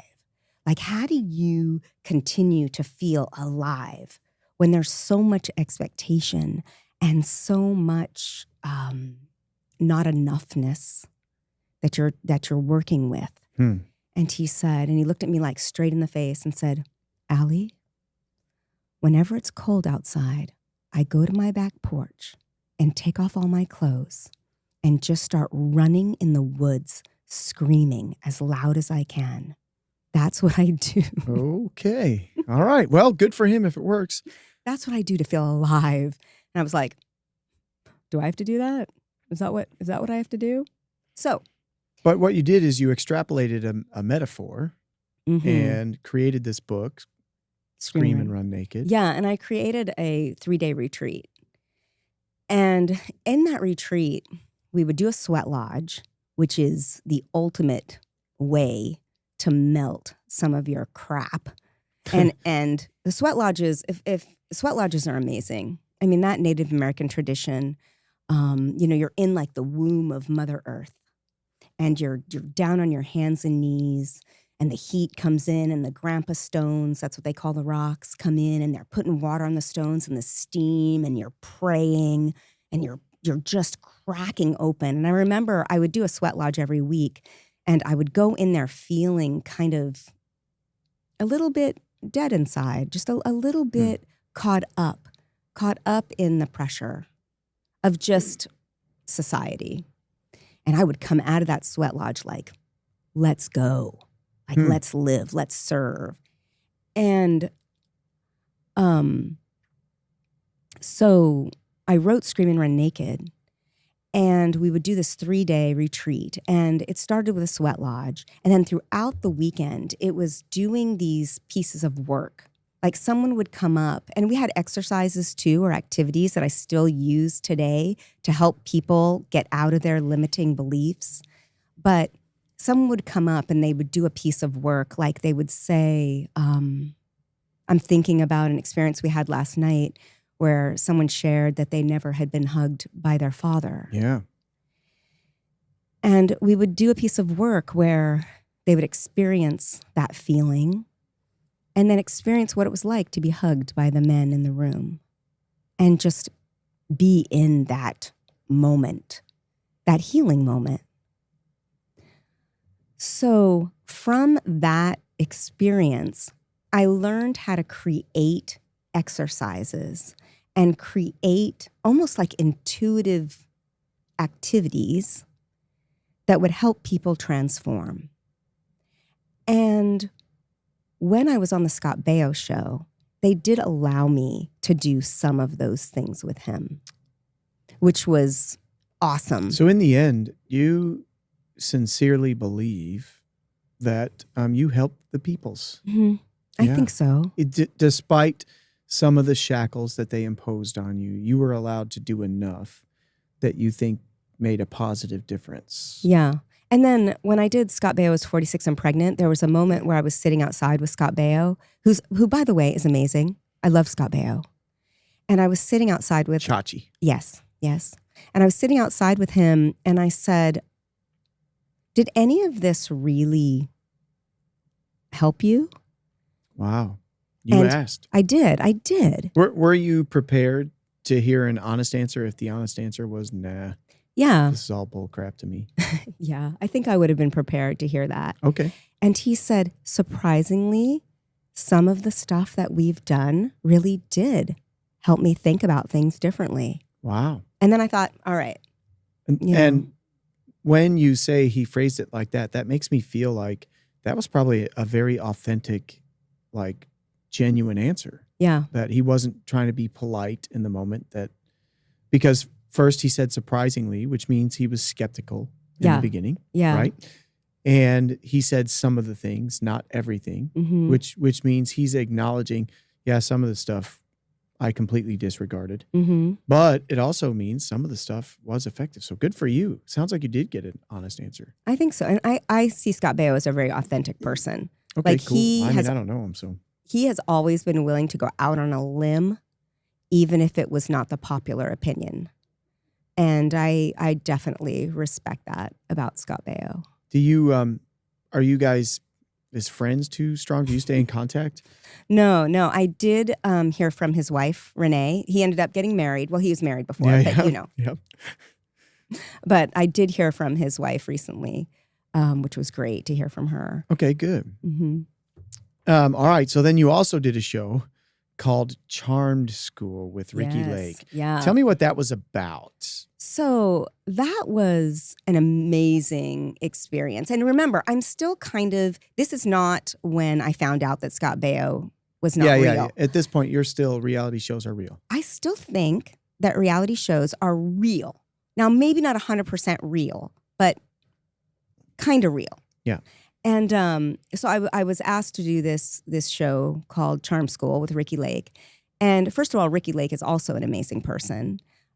She is very real. She's very authentic, and she wants to help people. You know, she has very clear intentions. So it's a show about these 10 girls that are all from dysfunctional lifestyle and dysfunctional family. And they come to Charm School where they learn how to be better. They learn about their own skills, their own traits. They learn how to curb some of their, I'm not going to say violent, but maybe inappropriate tendencies, because most of all of them have like inappropriate tendencies, like anger problems, or, you know, they go off on each other. And that's all part of the drama of reality television. You know, they want people to go off on each other as much as possible. So, mm-hmm. Right. You have that experience from your reality show. Do I? Mm-hmm. Yeah. They want to create as much drama because that's what sells. Yeah. You know, drama sells. It's going to be boring if you're watching a therapy session that is, I mean, some people do enjoy watching therapy sessions, but more people like people yelling at each other and, you know. So in Charm School, I was there to help with their fear. And because I had done this work with Scream and Run Naked, what I did on camera was just invite people to come up and say, like, what's going on? What's your issue? And the issue might be, I'm afraid to let people in. And so we'd get to that issue, and then maybe we'd explore that, and maybe they're afraid to let their guard down. And so I'd create an experience right there in the moment of her laying on the floor and trusting the other Charm School girls to lift her up and hold her above their head. And she would experience what it's like to let go and let other people hold you, which for and not be in control. Yes. And to me, this was real because I feel like these girls were being honest about their issues. And there was one particular girl on Charm School who she felt like suicidal at times, and she felt like she wanted to die, and she had a hard time feeling like she wanted to live or she had something to live for. And I remember setting up like a 2-chair experiment where one part of you is sitting in one chair and one part of you is sitting in another chair. And she ended up like standing up and saying to herself, like, you deserve to live. You deserve to live. And she was crying. And it was beautiful. And like her sisters, I'm going to call the Charm School girls her sisters, you know, ended up like applauding and supporting her. And it was really a phenomenal day. We've talked about this, you and I, because we're friends. And I mentioned that I'm a victim of suicide in that I obviously didn't die, but my father killed himself. And I think the people that love you if you kill yourself are the victims because you're gone. You don't care. I can't imagine myself being able to sit in a room and help a young person have that conversation with the empty chair and be able to keep it together as she says, you deserve to live. You deserve to live. Did you keep it together? I think when I'm in that facilitator role, there is a little bit of a detachment. Boundary. Yeah. Okay. Because even though sometimes I do cry, and I remember welling up in that experience and feeling really touched or moved by her feeling this will to live and feeling like she had some kind of value, which is such a theme. Again, helping people see their value. Yeah. And so I feel like I was emotional, but still because I'm in a place of support and in a place where I need to stay on my toes in certain ways in that situation, I know that I can keep that boundary. And I think from doing hardcore therapy, like from those early days, going back to my early days in community mental health, just being able to hold the container Wow. You're holding a container for the client to be able to like be whoever they need to be in that container. And you have to be the keeper of the container. And definitely in Scream and Run Naked, we had so much stuff going on in that thing. Yeah. People, I had a guy that came to Scream and Run Naked who was a veteran who had PTSD. And every time he heard fireworks, he had anxiety. And he really wanted to celebrate the 4th of July. Oh, yeah. So we were able to have him work through his emotions and his feelings from his experience overseas and feel what he felt there and be able to see that it was done. And then for his graduation, because in Scream and Run Naked, we always had like graduation where people kind of stepped into their fear or stepped into their beauty or stepped into their transformation. Whether it be to make a phone call they were afraid to do, or for him, we took him out and we lit off fireworks. And it was just amazing to watch his face be able to control his mind and work with his past and just really just know that those fireworks weren't doing anything to him, but they were for him. And he really saw that life wasn't something that was being done to him, but life was doing things for him. Wow. And that was an awakening where he was able to change his mind. So to wrap up the reality show conversation, no, that's okay because this is a part of it. 2 final quick questions. 1, what did you learn from doing these shows? And then the second one, and you might be able to answer this one first because it'll be fast. Knowing what you know about reality TV now, would you do another show? I would do another show. Okay. Because who I am doesn't change that it's not real. I think what I would do is always approach it from the same way, that I am being brought to this situation to serve these people. Now, I do have to do a little caveat to that. I did another show called Bad Girls Club. And in that show, I was set up for these girls to be as dramatic and as not helpful as they could possibly be. And so in that show, I had just so much resistance because resistance got them airtime. Yeah. The drama got them success on that show. And so in that situation, I wouldn't do the show again. I mean, I'd want to do a show where people were at least trying to do better and not being paid to be as bad as possible. Right. And that was so disheartening to do that reality show just when I was dealing with so much resistance and no breakthrough whatsoever. This is the Stick the Landing podcast, brought to you by Iron Business Solutions. Get your gymnastics business to line up with your ultimate vision for your business. Hire one of our experts for an on-site consultation and achieve a better work-life balance. Earn a better income for you and your staff. Get strategic planning for class logistics, hiring, training, and more. Get a financial plan and an exit strategy. All of this with 10 months of support in our custom solutions package. Inquire today on our website or send us a DM on social media. All right, so you also have a wonderful business called Head Games. Tell us a little bit about that business, what you do, who helps you out, who does the business serve? Well, Head Games serves a wide population. It serves athletes, it serves corporate, and it serves just any person who wants to live bigger, give more, break out of comfort zones. And I think what we do the best, what Head Games does, is help people master their mind.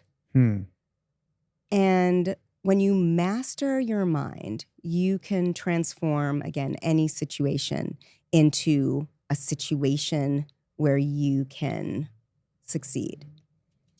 And so we have tools and protocols that help people break free from limitations, break free from comfort zones. I think so many people, be it an athlete or be it a corporate executive, feel stuck, just a little bit stuck and not able to move beyond. And yet there's this intuitive feeling like I'm not quite where I know I can be. And so Head Games helps people break free from any limitations that keep them stuck. Cool. And obviously athletes is how my audience is going to know you, because you're known in our industry as Doc Alley, and you help all the gymnasts and and whatever. So when and how did you actually get started with Head Games? So in 1998, we started Head Games, me and my business partner, Chris Doris, and we really just started working with athletes in a variety of sports, in golf, especially with junior golfers, and in gymnastics, which was my sport, and in figure skating. And do you work with nearly geriatric amateur golfers? We do. Oh, boy. Golf is so mental. It is. Right now I have a kid who, well, he's not a kid anymore, but he just got his PGA card this last year. And through my experience of taking him through the Corn Ferry and then onto the tour, golf is so amazingly mental. But as we're shooting this audience, the Masters just concluded, and we saw some mental breakdowns on the course. So, all right, sorry. Well, in 1998, USA Gymnastics put out a call to ex-gymnasts in sports psychology and in nutrition. And they really wanted to bring ex-gymnasts that had now backgrounds in those two disciplines back into the fold. And that's how I started coming back into USA Gymnastics in 1998. And I mean, since then, it's been amazing. I've worked with gymnasts all over the world and 17 college teams, just teaching the tools to help gymnasts perform their best, work through fear, deal with competition nerves, deal with injury, anything mental. So a part of Head Games, or something that grew out of Head Games, if you will, is the athlete warrior, right? What inspired you to write the program? How long has that been about? Talk to us a little bit about that. So I wrote the Athlete Warrior in 2000.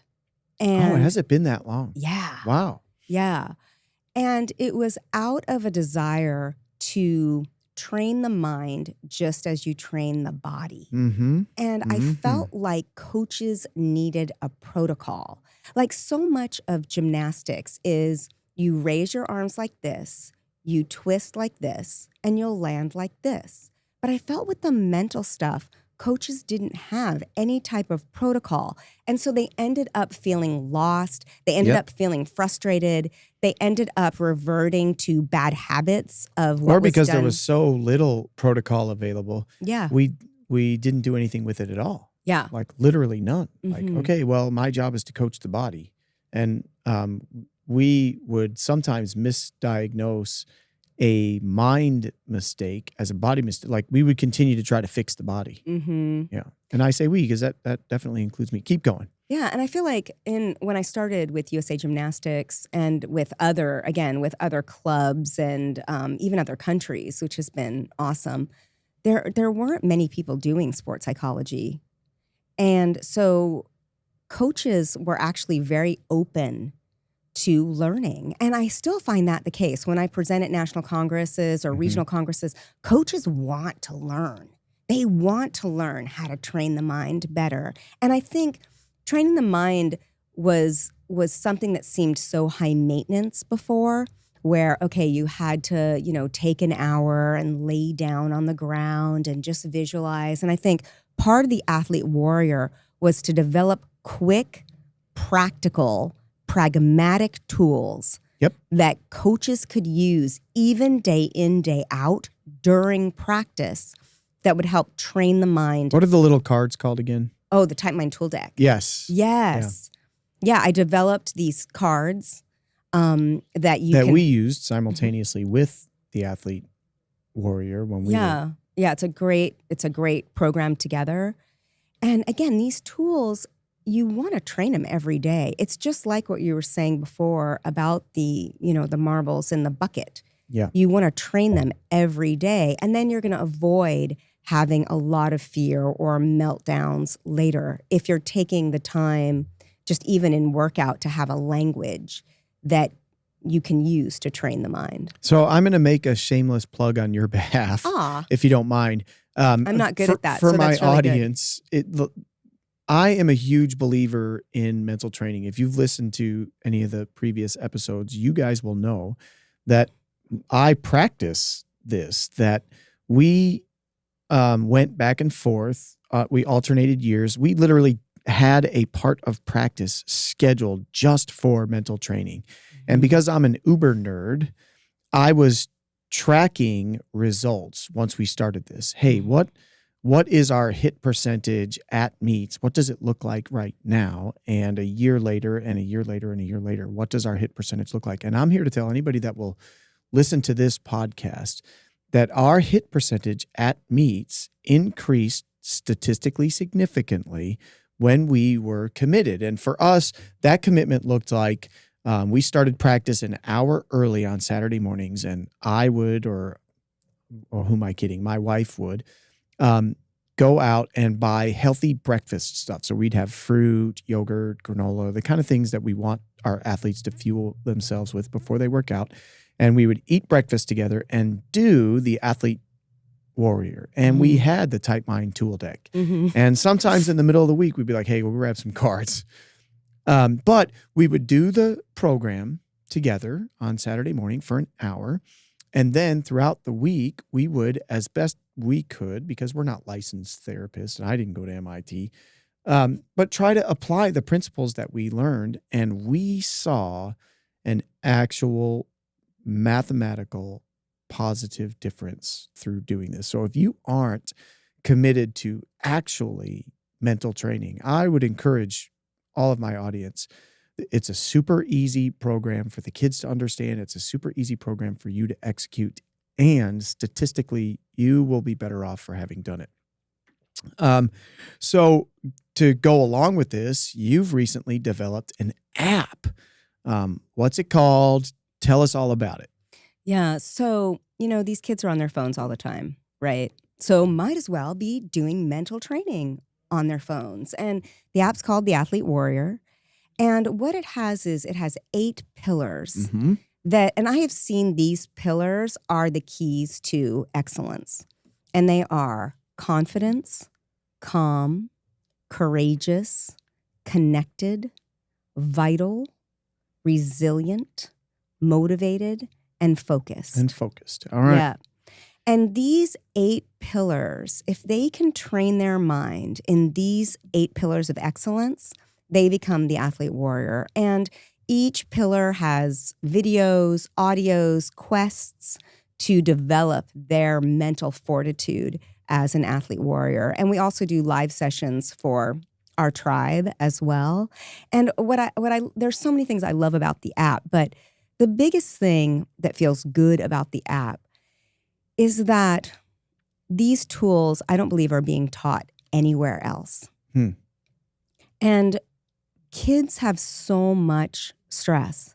I mean, so much pressure, so much expectation, so much chaos, and create so much chaos as well. Sure. That when you learn these tools of how to control your mind and also how to control your biology, you really do have the keys to have a successful life with less struggling, less suffering when you learn these keys. And these, because you gave me access to the app and let me play around on it or whatever, for my audience, these tools are readily and easily available within the app. Like there are 2 to 4 minute videos under each one of the pillars. There's several of them. And so what's great is let's say let's give your athlete a life example of this. They've got a big biology exam and it's coming up after lunch.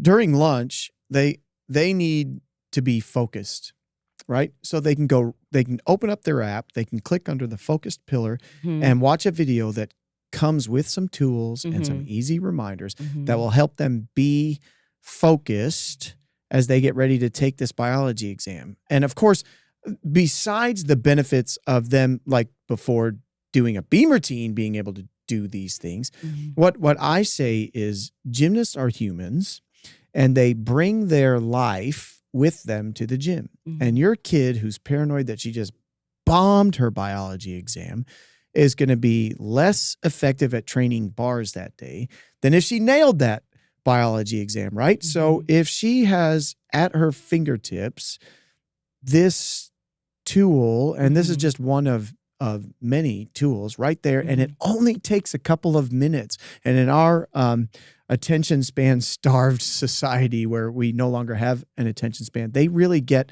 like powerful, positive nuggets, lickety split, right? That are practical. And then, of course, any one of these pillars that you just named readily applies to the daily rigors of practice or the grind of competition. That right when they're sitting there after they've done their timed warm-ups on uneven bars, and they're sitting there waiting their turn, and they're nervous because it's regionals and this is their last event. They're trying to get qualified to nationals. Oh, let me click on Calm and let me listen to the audio for Calm, because not only are there videos, but there's audio Right. that can help calm their nerves so they can hit a nice bar routine and make nationals. So this app is really cool. I look forward. Is it launched already or is it still in beta testing? Yes, it's launched. And I wanna piggyback on that. Please. Like, I love that because it meets the athlete with what they need. So again, if you have an athlete that needs courage because they're balking, well, let's go to the courageous pillar. And the videos are awesome. They're entertaining, but they're very practical because I believe in tools and practicality with my work. The other part is I love the audios because they help to build that neural pathway that we're talking about. The audios are actually drills. There's 5-minute drills, 10-minute drills, and drills to do before sleep. Because when you sleep, you wire in what you've just been working on right before you sleep. So if you can do one of those sleep audios and then go to sleep, it's going to help you wire in whatever pillar you're working on. If you're working on Calm, if you're working on Motivated, let's say you're feeling a little sluggish or not as motivated. All right, let's work the motivation pillar. And the app helps athletes start to control their biology. Yeah. The neuroscience. Yes. Being a chemical conductor, what I call it. Yeah. And it just like a conductor conducts an orchestra and says like, I need more clarinet, I need more violins. I want people to think, oh, and I do this in my own life. Like sometimes I'll be like, oh, I don't want to go for a run today. You know, I like to run. I don't want to go for a run today. And so I know I need a little hit of what? I need a little hit of dopamine. I need a little hit of adrenaline. All right, how am I going to get that? Oh, I'm going to do a certain breath. I'm going to do some certain things with my body. I'm going to do some certain things with my mind. I'm going to adjust my own neurochemistry, and I have control of that. Or I'm feeling a little nervous. Okay, what do I need to do to adjust my neurochemistry? I need to feel a little more confident. What do I need to do? And so I like that because you're not a prisoner of externals. You know, you're not a prisoner like a bag being blown by the wind of whatever's happening in your life. You become the chooser. You become the chooser in any situation.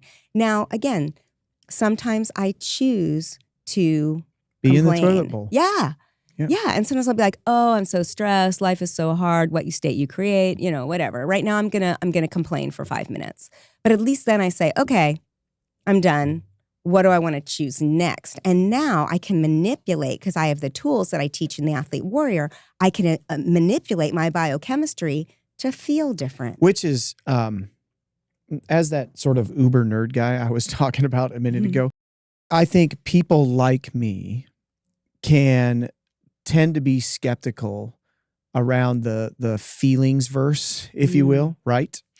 Well, because I think, especially as I get older, mastering my feelings is easy. I recognize this feeling I have is choice. Mhm. And I may still choose to have it, as you said, but I'm not ruled by it. Mhm.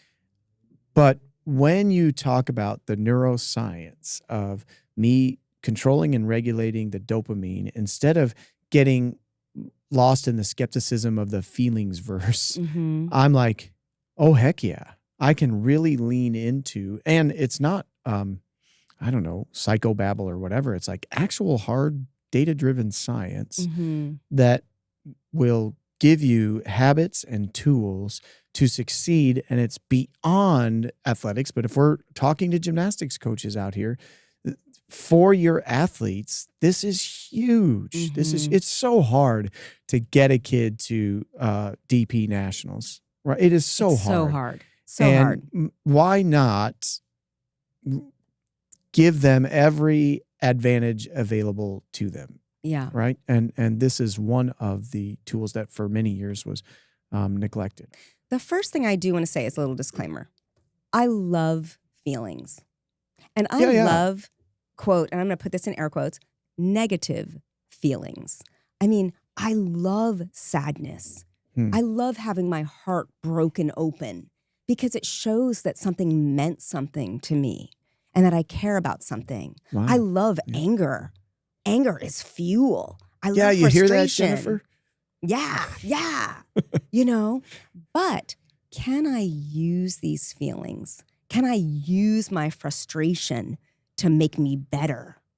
Can I use my sadness to help me live more fully and more compassionately? That's the key. It's not about not having feelings.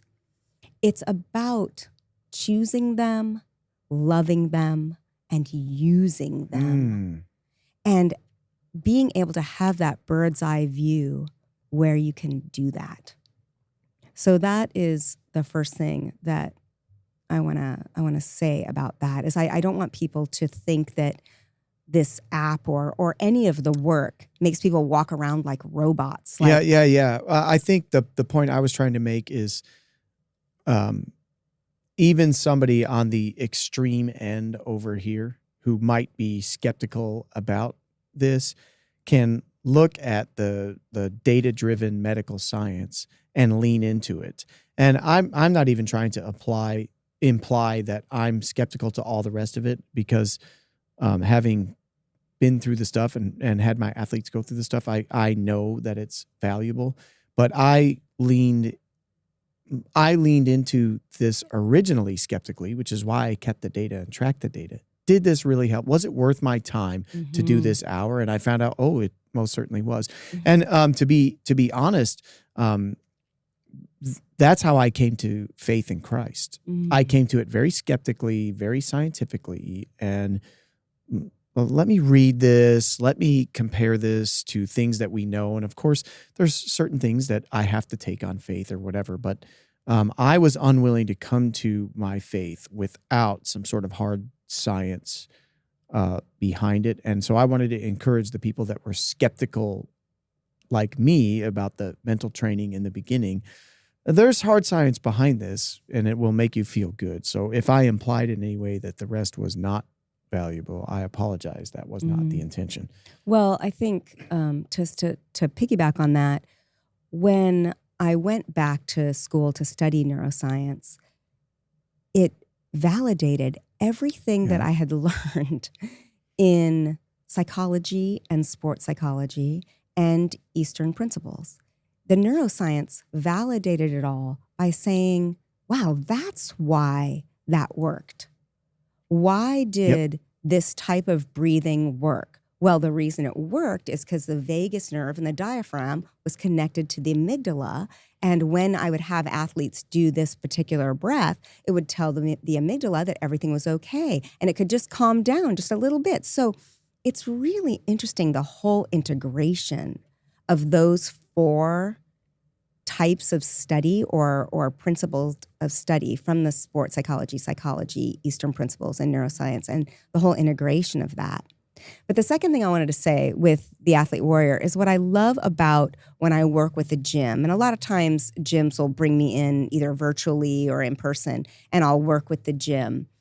But the most important thing is that I teach a language. And the language helps the coaches access the tools quickly. So the coaches might say, get in your bubble, use your MC, create the state, flip it.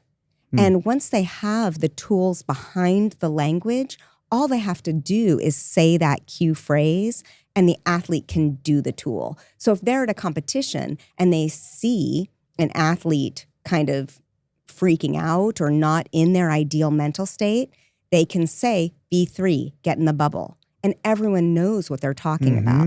So the app teaches that, the Athlete Warrior and the sessions teach that.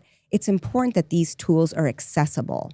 It's not just, again, a sports psychologist just talking to the kids without the coach present and, and just talking about feelings without really giving concrete tools that the whole gym can use and it can change their culture. Awesome. And again, I'll tell you, people watching or listening, it changed ours. It changed ours. Yay. We love helping the peoples. Yeah. All right. So gymnastics. Yes. I love it. Elite gymnastics. If you had a daughter, and I know you have a son. Yes. But if you had a daughter, your imaginary daughter, would you sign her up for gymnastics? And if she were passionate about it, would you allow her to participate in elite gymnastics? Well, first of all, yes. I love gymnastics. My son did gymnastics when he was a little boy. And gymnastics is an amazing sport. And I think anyone who's listening to the podcast knows that it develops so much in terms of total body strength, total. Say that 5 times fast. Oh my gosh. Total body awareness Way to and go. Strength. Thank you. And it's a great foundational sport. And then after that, with your question about elite gymnastics is not for everyone. Sure. But I believe in following an athlete's heart. So if I have an athlete that wants to do elite gymnastics and that's in his or her heart, I'll say, let's go.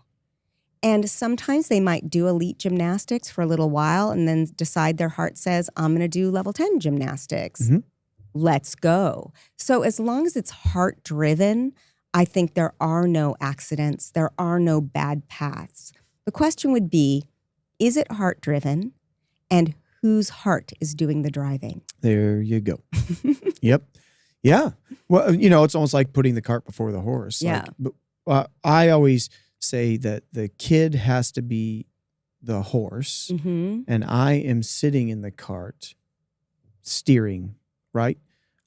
Okay, we got to go a little right if you want to be an elite. Okay, we got to go a little left if you just want to be a level 10. But I cannot be in front of the horse, dragging her to the right or dragging her to the left. But I like to ask my guests that question because there are people that have had bad experiences with elite gymnastics and been traumatized or whatever. Elite gymnastics in and of itself sometimes has a bad rap. I've been on the inside and it isn't what it was. It's so much better, but there are still pockets of not so great. And so I like to ask, hey, would you let your kid do it? And one of the reasons too is my wife and I always said, we will know that we're doing a good job coaching when the kids that we coached grow up and have kids of their own. They will sign their kids up for gymnastics. And if they live in an area where we have a gym, they'll sign them up at our gym. And I like to hear, was your experience such that you would? And of course, you unhesitatingly said, yes. So that's good. Definitely. So as we start to wrap this up, can you tell me how my audience can get connected to Head Games?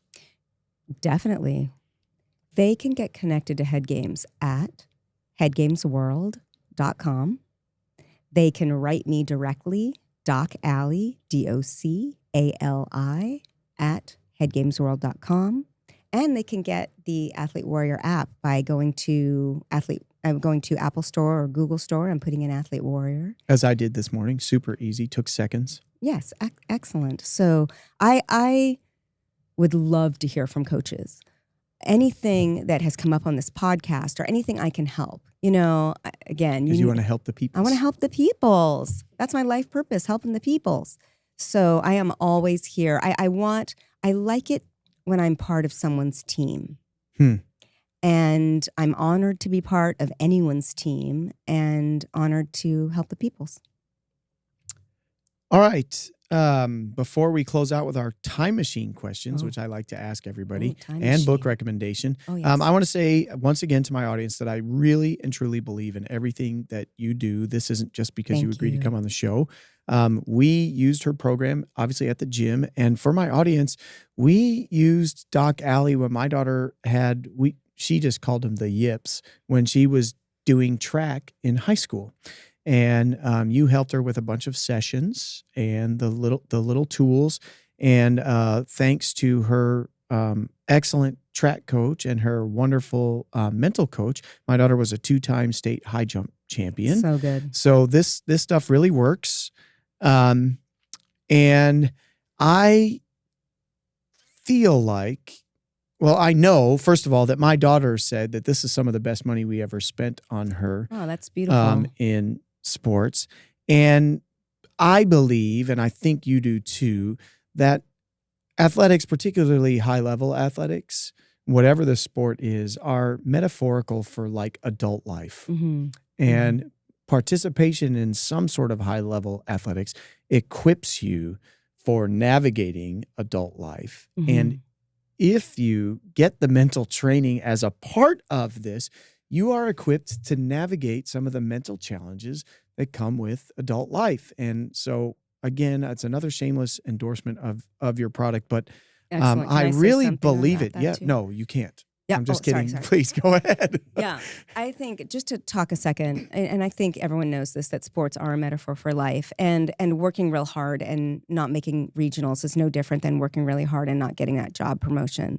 And when I look at the core tools that we teach, things like use everything as fuel, things like what I call the perfect machine, how you see all adversities as perfect. Now I have the opportunity to, I see these as, again, these are life skills. These are the keys to freedom and the keys to limiting struggling and suffering.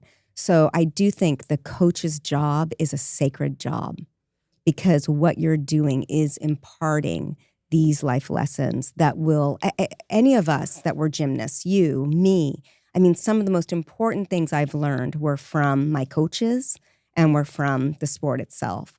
So to really look at how powerful we are as coaches, as mentors. Deep. Yeah, how powerful we are as we're imprinting. Good or bad. Yeah, it's like we can choose to use our powers for good, or we can choose to use our powers for evil. Yeah, right. Yes. So I think as coaches, we should never forget how powerful we are in the lives of our athletes.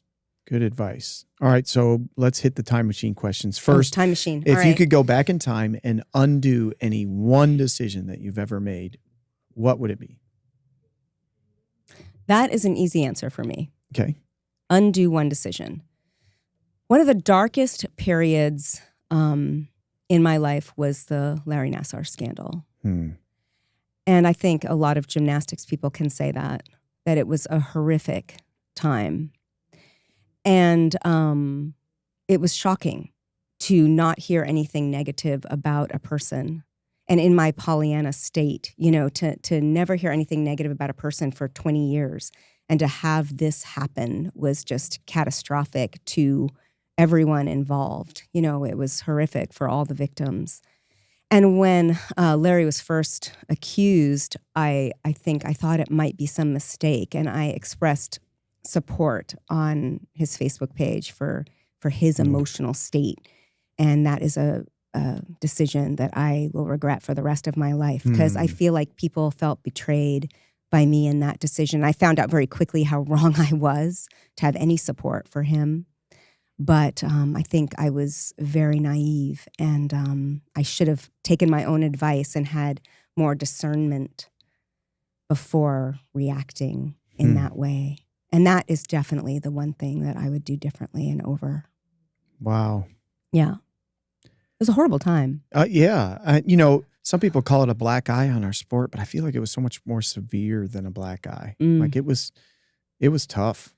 Yeah, it We're changed. still dealing with some ramifications of that. Some of them are very positive. For sure. The changes had to happen. Yes. But I think it changed me forever to open my eyes to some of the, shall we say, evil that can happen in the world. Yeah. All right. Well, that's heavy. Yeah. So sorry. if you could go back in time and offer young Allie some advice, what would it be? One piece. You get one piece of advice. One piece of advice for young Allie. Well, I'm just going to piggyback about what I just said. I love my radical optimism. I mean, I am a radical optimist. I can find the good in almost anything. But I would tell little Allie to have this, what I said a second ago, discernment. And I'm a person who loves etymology. Like I look up the root of so many important words. And discernment comes from dis, which in Latin is apart, and cernere, which is like to sift and to sift through. And I think discernment is what I still need to work on with myself, because I think that's the advice I'd give young Allie. But I think it's also what I teach people, to discern their own minds and how to sift apart the good thoughts from the not so good thoughts. So I would say be loving, see the beauty in all people the way you always have, but also keep an element of discernment. Very powerful. Good advice. All right. Do you have a book recommendation for my audience? Yes. Okay. And since I knew you were going to ask that, because you told me about a book, you set me up to be able to think of a book. Okay. So this is a present for you. Oh, thanks. I love presents. Yes, yes. And this book is called The Book of Mental Toughness Mantras.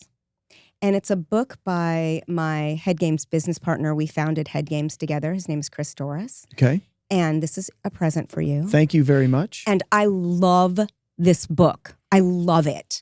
And it's very short with just little mental toughness mantras that if you have anything going on, you can open the book. And this is what I do. I open the book. I read the mantra. I read his... Just open to a random page? Yes. And I read his explanation of the mantra. You can also read the whole book. Sure. And it just brings me so much wisdom to be able to focus on for the day. And so it is a little gem of a book. And thank you very much for the again. copy of the book. Yes, That's very kind of you. It reminds me, the way you described this, like my second favorite book of the Bible is Proverbs. And when I was still coaching, in between events, the kids always had 5 minutes to get like a drink and a snack or go to the bathroom or whatever before the next event. And I'd go in my office, and sometimes the event didn't go the way I hoped it would. And so I would inevitably open up my Bible right to Proverbs, because Proverbs is a book that you can just open to any page and just start reading and glean some wisdom that's relevant to your life in the moment.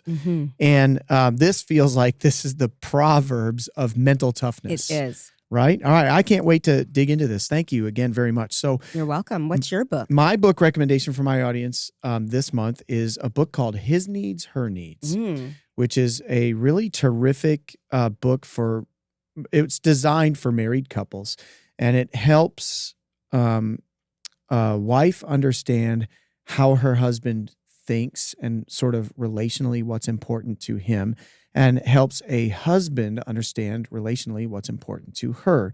Because like the 5 love languages, we don't think or value the same things. And this will identify the things that the other person does value. And it's got like little workbooks. And I'm here to tell you, my wife and I were probably only married about, 6 or 7 years or something when somebody handed us this book. And they handed us this book, and we were on our way to a regional competition, but we only had one kid in the meet, and we were there, or maybe we had 2 kids, and one was like Friday morning and the other was like Sunday night or something. So there was a long period in between. And so we were reading this book together and doing the little workbook. And it was like really like marriage changing for us that early in our marriage, to be able to understand, this is important to my wife. This thing that I keep dismissing is actually important to her, and here's why. And now I understand. And what it did is it provoked excellent conversation between the two of us. So important. And provoked excellent conversation, but more than that, we started to pick up tools through those conversations on how to have other important conversations that were in a fair way. Like we learned that we could be vulnerable enough with one another in conversation, and the other person would not exploit those vulnerabilities. So His Needs, Her Needs. It's a fantastic book. I encourage anybody that's married to check that out. And if you're not married, but you're in a relationship and want to be married one day, read the book. It's fantastic. Excellent. I will get it for me and Jesse. Okay. Well, yeah, do it. You guys, it'll be good. I promise. Mm-hmm. It's been just such a privilege to have you on the show. I've been begging you for a year, and you're such a busy and high demand woman that I'm extremely grateful that you took the time out of your schedule to come. Good luck to you and Thank Head you. Games and the Athlete Warrior and this new app. Mm-hmm. I look forward to next year getting together with you and your husband in Sedona and spending a couple of days. That's going to be a lot of fun. If you guys want more information about the many ways that Iron Business Solutions can help you reach your vision for your gymnastics gym, visit us on the web or social media.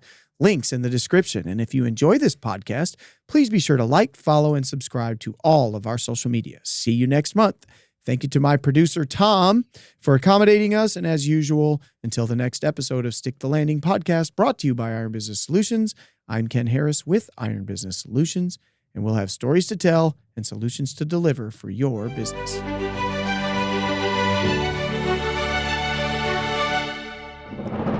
Hey, if you enjoy this podcast, please be sure to like, follow, and subscribe to all of our social media and leave us a review. Links in the description.